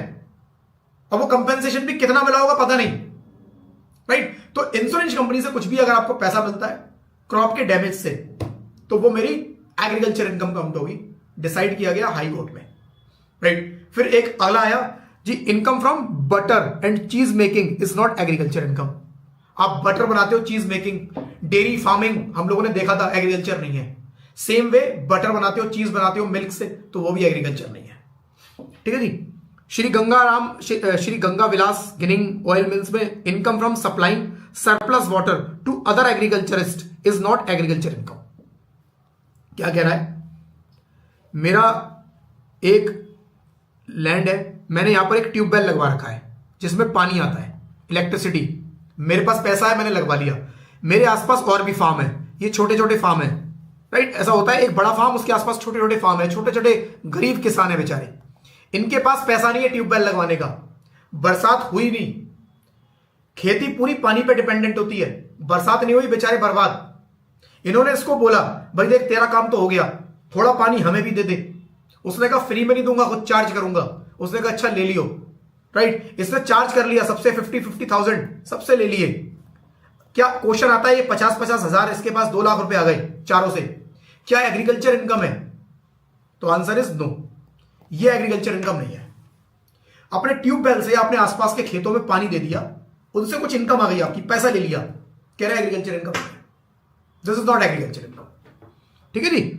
और ऐसा मैं बता रहा हूं गांव में बहुत होता है, विलेजेस में बहुत होता है। एक बंदे का ट्यूबवेल होता है और वो सबको पानी देता है, क्योंकि ट्यूबवेल उसको तो लिमिटेड टाइम के लिए चाहिए। वो थोड़े ना 24 घंटे उसका ट्यूबवेल उसके खेतों में पानी देता रहेगा, एक लिमिटेड टाइम के लिए उसके खेतों में चलेगा। उसके बाद वो पाइप लगा देते हैं दूसरी जगह और उससे चार्ज कर लेते हैं, कुछ शेयरिंग पे कर लेते हैं, और वहां जो है पानी उनके खेतों में भी चला जाता है। तो ऐसे शेयरिंग हो जाती है ट्यूबवेल्स की, राइट। बड़े बड़े ट्यूबवेल लगे होते हैं खेतों में कई बार। न्यू अंबाड़ी स्टेट में harvest crop on purchased land is not agriculture income. Harvest crop on purchase land क्या कह रहा है, देखो इसने क्या किया, एक बंदा था, एग्रीकल्चर लैंड थी उसकी, उसने यहां पर क्रॉप उगाई, राइट। उसने क्रॉप उगाई, क्रॉप जब काटने का टाइम आया, काटने का जब टाइम आया उससे पहले ही उसने इस लैंड को बी को बेच दिया। खड़ी फसल के साथ बी को उसने बेच दिया। बी के पास खेत भी आ गया, खरीद लिया उसने खेत, बी के पास खेत भी आ गया और वो क्रॉप भी आ गई। अब बी क्या करेगा, इस क्रॉप को काट के मार्केट में बेचेगा। क्वेश्चन आता है क्या बी की एग्रीकल्चर इनकम है? So answer is no, B की एग्रीकल्चर इनकम नहीं है, क्योंकि बी ने ना बेसिक ऑपरेशंस किए ना सब्सिक्वेंट ऑपरेशन किए। समझ रहे हो आप पॉइंट को, राइट। तो बी की ये एग्रीकल्चर इनकम नहीं है। हां, अगर ये खुद ही इस क्रॉप को काट के बेचता तब एग्रीकल्चर इनकम होती इस बंदे की, बट इसने खड़ी फसल के साथ अपने खेत को बेच दिया बी को। बी इसको काट के बेचेगा, बी की एग्रीकल्चर इनकम नहीं होगी। ठीक है जी। देन अगला केस देख लो जी, के लक्ष्मण सा versus and company versus CIT. CIT होता है कमिश्नर ऑफ, राइट, सीआईटी होता है commissioner of income tax, right. Normally क्या होता है इनकम टैक्स के अंदर, मैंने आपको प्रोसेस बताया था। आपका केस क्या होता है, एक इनकम टैक्स ऑफिसर होता है जिसको हम क्या बोलते हैं, असेसिंग ऑफिसर, एओ। वो आपके केस को चेक करता है, राइट। उस केस को चेक करने के बाद क्या होता है, कुछ उसमें प्रॉब्लम निकल के आई, वो आपसे कुछ डिमांड निकाल देता है, चेकिंग करता है, सारा कुछ चेक करने के बाद कुछ डिमांड निकाल देता है। उस डिमांड से आप सेटिस्फाई नहीं होते, फिर आप अपील कर सकते हो, राइट। आप अपील कर सकते हो। अपील किसको करोगे, उसके अंदर ऐसा नहीं है कि आप सीधा जाके हाई कोर्ट चले जाओगे, सुप्रीम कोर्ट चले जाओगे, उसका सिस्टम है प्रॉपर। अगर किसी को भी अपील करनी है तो सबसे पहले सीआईटी, राइट, सीआईटी अपील्स होता है। ये इनकम टैक्स में ही बैठा होता है, इनकम टैक्स में ही बैठा होता है, बट लोगों के केस देखता है, डिपार्टमेंट के और लोगों के केस देखता है। तो पहला लेवल ये होता है, ये डिसाइड करेगा। इसके बाद यहां से जो डिसीजन आया, अगर उससे आप सेटिस्फाइड हो तो ठीक है, नहीं सेटिस्फाइड हो तो आप आईटीएटी में चले जाओगे, इनकम टैक्स अपीलेट ट्रिब्यूनल। आप ट्रिब्यूनल, जिसको नॉर्मली ट्रिब्यूनल बोलते हैं, आप ट्रिब्यूनल में चले जाओगे। ट्रिब्यूनल का डिसीजन आया, दोनों में से कोई भी पार्टी जो सेटिस्फाई नहीं है, डिसीजन जो आया मान लो एसएससी के फेवर में आ गया। अब ये कमिश्नर क्या करेगा, कमिश्नर बोलेगा जी मैं तो सेटिस्फाई नहीं हूं, मैं अब आगे चला जाऊंगा। कमिश्नर चला गया हाई कोर्ट में, आईटीएटी के बाद हाई कोर्ट में जा सकते हो, या फिर कमिश्नर के फेवर में आ गया, इनकम टैक्स डिपार्टमेंट के फेवर में आ गया, एसएससी कह रहा है भाई मैं तो सेटिस्फाई नहीं हूं, एसएससी हाई कोर्ट में चला जाएगा। अब हाई कोर्ट का डिसीजन आया, हाई कोर्ट से एक पार्टी सेटिस्फाई नहीं है, एक सेटिस्फाई होगी और दूसरी नहीं होगी, हमेशा ऐसा ही होगा, दोनों के फेवर में नहीं आएगा, एक के फेवर में आएगा। जो पार्टी सेटिस्फाई नहीं है वो सुप्रीम कोर्ट जा सकती है। तो ये लेवल होता है इस तरह से कि पहले आपको कहां जाना है, कमिश्नर के पास, देन किसके पास जाना है, आईटीएटी के पास, then High Court, then Supreme Court. तो यही वो सीआईटी है। ये सुप्रीम कोर्ट तक केस गया था सीआईटी और एसएससी के बीच में, कि ये सीआईटी जो कमिश्नर ऑफ व्हील्स, ये सेटिस्फाई नहीं थे, ये भाई साहब सुप्रीम कोर्ट तक चले गए। ठीक है जी। तो वहां से जजमेंट आया, if SSC was growing mulberry leaves, feeding them to the silk worms and obtaining silk cocoons, income from sale of silk cocoons would not be agriculture income. ये बंदा क्या करता था, मलबेरी एक फ्रूट होता है, कोई क्रॉप होती है, वो सिल्क वॉर्म जो होते हैं ना, सिल्क बनाने के लिए सिल्क वॉर्म, कीड़े यूज होते हैं सिल्क के, आपने देखे होंगे, सिल्क के कीड़े होते हैं, राइट। उसकी खेती की जाती है, लोग उसको पालते हैं, उनको खिलाने के लिए वो मलबेरी फ्रूट उगाया उन्होंने और उन कीड़ों को खिलाया, वो कीड़े अच्छे से ग्रो किए, उसके बाद उनसे सिल्क बनाई गई और सिल्क बना के बेच दी गई। तो वो कहते हैं जी ये एग्रीकल्चर एक्टिविटी है हमारी। तो यहां पर सुप्रीम कोर्ट ने बोला जी ये एग्रीकल्चर एक्टिविटी नहीं है, it is not agriculture activity. तो ये क्लैरिफिकेशन आपके इंपॉर्टेंट था, कभी इससे रिलेटेड कुछ क्वेश्चन आ जाता है, राइट, कुछ इंपॉर्टेंट डिसीजन से। आगे फ्रेंड्स एक क्वेश्चन दिया हुआ है, राइट, वो आप लोग देख लेना, छोटे छोटे क्वेश्चन है, छोटे छोटे सॉल्यूशन है, राइट, सिंगल सिंगल लाइनर, और हमारा चैप्टर जो है वो एग्रीकल्चर इनकम का खत्म हो जाता है। कुछ डाउट है फ्रेंड्स आप पूछ सकते हो, मैं एक बार पूरे चैप्टर को रिवाइज करवा देता हूं, quick revision with in 5 minutes. ठीक है जी। एग्रीकल्चर इनकम, तीन तरह की agriculture income. Number 1, land agriculture मेरे पास, उसको मैंने रेंट पर उठा दिया। नंबर 2, एग्रीकल्चर लैंड है, मैं उस पर खेती करता हूं, खुद ऑपरेशंस करता हूं, खुद खेती वाले काम करता हूं। नंबर 3, मेरे पास एग्रीकल्चरल कोई, मेरे पास बेसिकली फार्म है, राइट, फार्म बिल्डिंग है, तो फार्म बिल्डिंग से इनकम आ रही है। ये तीनों इनकम एग्रीकल्चर में आएंगी, बट तीनों में कुछ कुछ चीजें बताई गई। जैसे रेंट के बारे में बताया गया कि आप किसी को रेंट पर उठा दो तो रेंट से आपके पास पैसा आएगा, वो भी एग्रीकल्चर। पैसे की जगह आपके पास इन काइंड क्रॉप आ गई, उसने जिसको आपने एग्रीकल्चर, जिसको आपने रेंट पर दी, उसने खेती में से कुछ हिस्सा क्रॉप का आपको दे दिया, वो भी आप उसको सेल करोगे, जो इनकम आएगी एग्रीकल्चर इनकम, राइट। साथ में यहां पर यह बताया कि आपने किराए पर दी, आपकी एग्रीकल्चर इनकम, जिसको आपने किराए पर दी उसने फर्दर किसी को किराए पर दे दी, उसकी भी एग्रीकल्चर इनकम। तो कह रहा है चाहे आप लेटिंग करो या सबलेटिंग करो, दोनों एग्रीकल्चर इनकम, ठीक है। नंबर 2, ऑपरेशंस के बारे में, अगर आप कोई एग्रीकल्चरल एक्टिविटीज करते हो, वो आपकी एग्रीकल्चर इनकम है। एग्रीकल्चर एक्टिविटीज को डिफाइन किया, क्या डिफाइन किया, क्या डिफाइन ऐसे किया कि दो चीजें, नंबर 1 बेसिक ऑपरेशंस उसमें होना चाहिए, और नंबर 2 सब्सिक्वेंट ऑपरेशन होना चाहिए, राइट। चाहे वो फसल जो आपकी उगेगी वो खाने के काम आए या ना आए, चाहे वो खाने के काम आती हो या कमर्शियल क्रॉप होती हो, राइट, वो सब एग्रीकल्चर, ठीक है जी। बेसिक ऑपरेशंस में बताया कि आपने उसमें जुताई किया, आपने उसमें बीज डाले। सब्सिक्वेंट ऑपरेशन में आपने उसमें पानी डाला, उसको बाद में वो बोलते हैं, उसको कुछ खुरपाई बोलते हैं, कुछ हिंदी का वर्ड यूज होता है, मेरे को एग्जैक्टली याद नहीं आ रहा है। उसको बेसिकली मिट्टी को बाद में ना थोड़ा थोड़ा खोदते हैं, हल्का हल्का हल्का हल्का, जिससे कि मिट्टी सॉफ्ट रहे, सो डेट पेड़ अच्छे से ग्रो करे, क्रॉप जो अच्छे से ग्रो करे। बाद में भी उस पर वो काम किया जाता है। फिर एक्स्ट्रा उसके अंदर कुछ घास आ जाती है, वो हटा देते हैं। उसमें आप खाद वगैरह डालते हो, पेस्टिसाइड्स वगैरह डालते हो, जिससे उस पर कीड़े ना लगे, राइट। तो आपने ये सारी एक्टिविटीज भी उसमें किया। साथ में नर्सरी, नर्सरी को एक स्पेशल एग्जम्पशन दे दी गई, नर्सरी में ये सारी एक्टिविटीज नहीं होती, फिर भी एग्जम्प्ट है, ठीक है। तो बेसिक और सब्सिक्वेंट ऑपरेशंस आपने उसमें किए, तभी उसको एग्रीकल्चर मानेंगे, अदरवाइज एग्रीकल्चर नहीं मानेंगे, राइट। देन फार्म बिल्डिंग के बारे में हमने बात किया। अच्छा, यहां पर हमने ये भी बात किया कि ऑपरेशन चाहे जो मर्जी कर रहा है, ऑपरेशन चाहे जो मर्जी कर रहा है, चाहे इंडिविजुअल या कंपनी, फर्म, सबकी एग्रीकल्चर इनकम है, सबकी एग्रीकल्चर इनकम है। अगर आप एग्रीकल्चर भी करते हो और साथ में मैन्युफैक्चरिंग भी करते हो, तो आपको अलग अलग निकालना है, एग्रीकल्चर की अलग, मैन्युफैक्चरिंग की अलग। और अलग कैसे निकालेंगे, आप एग्रीकल्चर से आपने एग्रीकल्चर बनाया किया, और उसके बाद उस क्रॉप को कहां ट्रांसफर कर दिया, अपने मैन्युफैक्चरिंग यूनिट में, तो उसको आप मान लोगे कि वो मार्केट प्राइस पर ट्रांसफर हुआ है, और मार्केट प्राइस के हिसाब से एग्रीकल्चर इनकम निकल जाएगी। और उस मार्केट प्राइस को जो मैन्युफैक्चरिंग यूनिट है, उसको उसकी कॉस्ट ऑफ रॉ मटेरियल मान के उसके खर्चे में ऐड कर देंगे, ठीक है जी। ये हमने देखा 3 आइटम, रबड़, कॉफी और टी, इन 3 के केस में स्पेशल रेट दे दिए कि आप रबड़ उगाते हो 35 बिजनेस 65 एग्रीकल्चर, आप कॉफी उगाते हो, कॉफी के केस में 25 बिजनेस 75 एग्रीकल्चर। लेकिन उसमें आप फर्दर एक्टिविटी भी करते हो, उसको fit to be taken to the market, आप उसको मार्केटिंग के लायक बना देते हो, प्रोडक्ट को पैकेजिंग करते हो, उसकी प्रॉपर ब्रांडिंग करते हो अपनी, वो सारा कुछ करते हो। तो उस केस में 40-60 कि 40% बिजनेस 60% एग्रीकल्चर। आप टी उगाते हो, टी के केस में 40-60, सीधा 40-60 कि 40 business 60 agriculture, right. Farm building के बारे में बात आई कि फार्म बिल्डिंग से इनकम जो होगी वो एग्रीकल्चर इनकम होगी।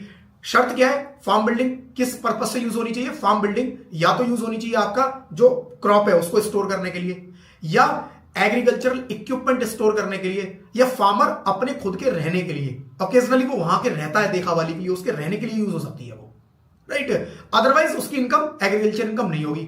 साथ में उन्होंने बोला ये फार्म बिल्डिंग जो होगी कहां पर होगी, ऐसी जगह पर होगी, वो जगह कहां पर होनी चाहिए, रूरल एरिया में। कहां, रूरल एरिया में, अर्बन में नहीं होनी चाहिए।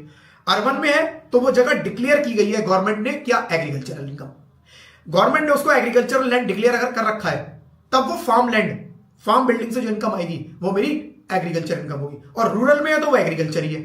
साथ में उन्होंने बोला कि अगर वो रूरल में नहीं भी है, रूरल किसको मानेंगे, अगर पॉपुलेशन उसकी 10,000 से ज्यादा है, 10,000 से कम है तो सॉरी, रूरल मानेंगे अगर 10,000 से कम है, 10,000 तक है रूरल, 10,000 से ज्यादा राइट अर्बन।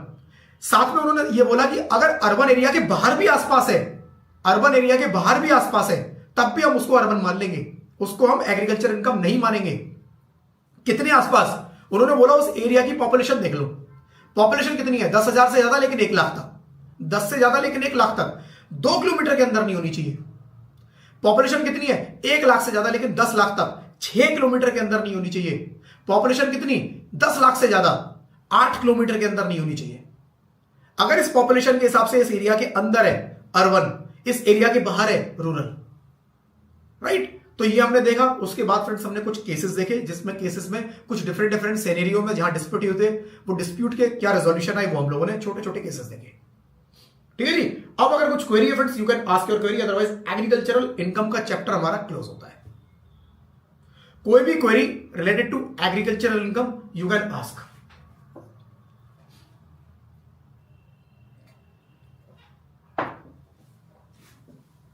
हाँ जी गुरु, मैंने आपकी ना सारी क्वेरीज पढ़ी थी, जितनी भी आपकी क्वेरी है सारी कैपिटल गेन से रिलेटेड है। पहली चीज, मैंने कैपिटल गेन का चैप्टर अभी पूरा नहीं करवाया है, तो मैक्सिमम सारी चीजें मैं कैपिटल गेन में कवर कर पाऊंगा, बट ब्रीफ में मैं आपको आंसर कर देता हूं। ब्रीफ में कुछ चीजें बता देता हूं, राइट? जो आपने रेट के बारे में पूछा है, 23 जुलाई तक रेट अलग, 23 जुलाई से पहले रेट कुछ और लगेगा जो पुराना था, 23 जुलाई के बाद जो नए रेट आए हैं वो लगेंगे। लेकिन यहां पर कुछ और कंडीशंस भी हैं। इंडेक्सेशन वाला पॉइंट बीच में आता है, इंडेक्सेशन अप्लाई होगा नहीं होगा, वो लैंड और बिल्डिंग के ऊपर इंडेक्सेशन से रिलेटेड अलग रूल है कि 23 जुलाई से आपने पहले खरीदी, उसको 23 जुलाई के बाद बेचा, तो आप दोनों विद इंडेक्सेशन विदाउट इंडेक्सेशन करके जहां ज्यादा बेनिफिट आता है वो बेनिफिट ले लो, राइट? उसके अलावा कुछ और चीजें हैं जो आपने पूछी हुई है, वो डिटेल में आंसर मैं उसी चैप्टर के अंदर करूंगा। अभी करूंगा तो अननेसेसरी बाकी सारे लोग कंफ्यूज हो जाएंगे, क्योंकि मैंने ये चैप्टर कवर नहीं किया है अभी। बट मोटा मोटा जो आपकी क्वेरी है, 23 जुलाई से पहले का रेट लगेगा, बाद का लगेगा, पूरे साल कौन सा रेट लगेगा? तो 23 जुलाई से पहले पुराना रेट, 23 जुलाई ऑनवर्ड्स नया रेट लगेगा। ठीक है जी। बाकी सारे आंसर करूंगा मैं आपके कैपिटल गेन के अंदर। और अगर कुछ क्वेरी है तो आप पूछ सकते हो।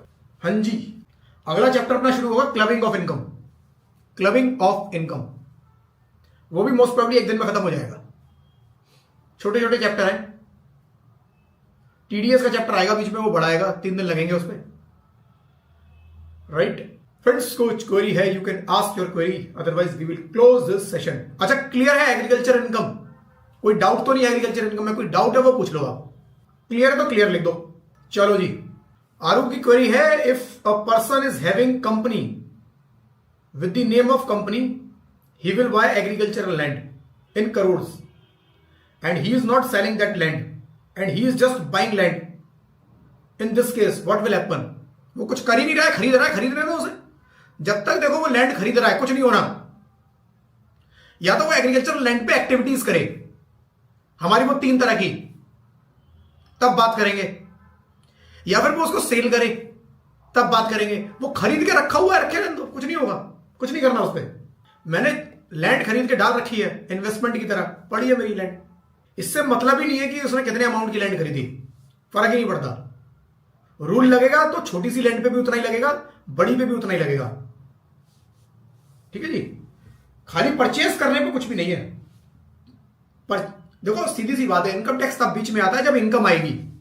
खरीदने से इनकम थोड़ी ना आती है, तो इनकम टैक्स आएगा ही नहीं बीच में। इनकम टैक्स तो तब बीच में आएगा कूद के जब आपकी इनकम आएगी, और इनकम तब आएगी जब आप इस पर कुछ काम करोगे या फिर इसको सेल करोगे, तब इनकम टैक्स बोलेगा जी हाँ जी आप बताओ हमारा क्या है। और अगर कुछ क्वेरी है फ्रेंड्स यू कैन आस्क।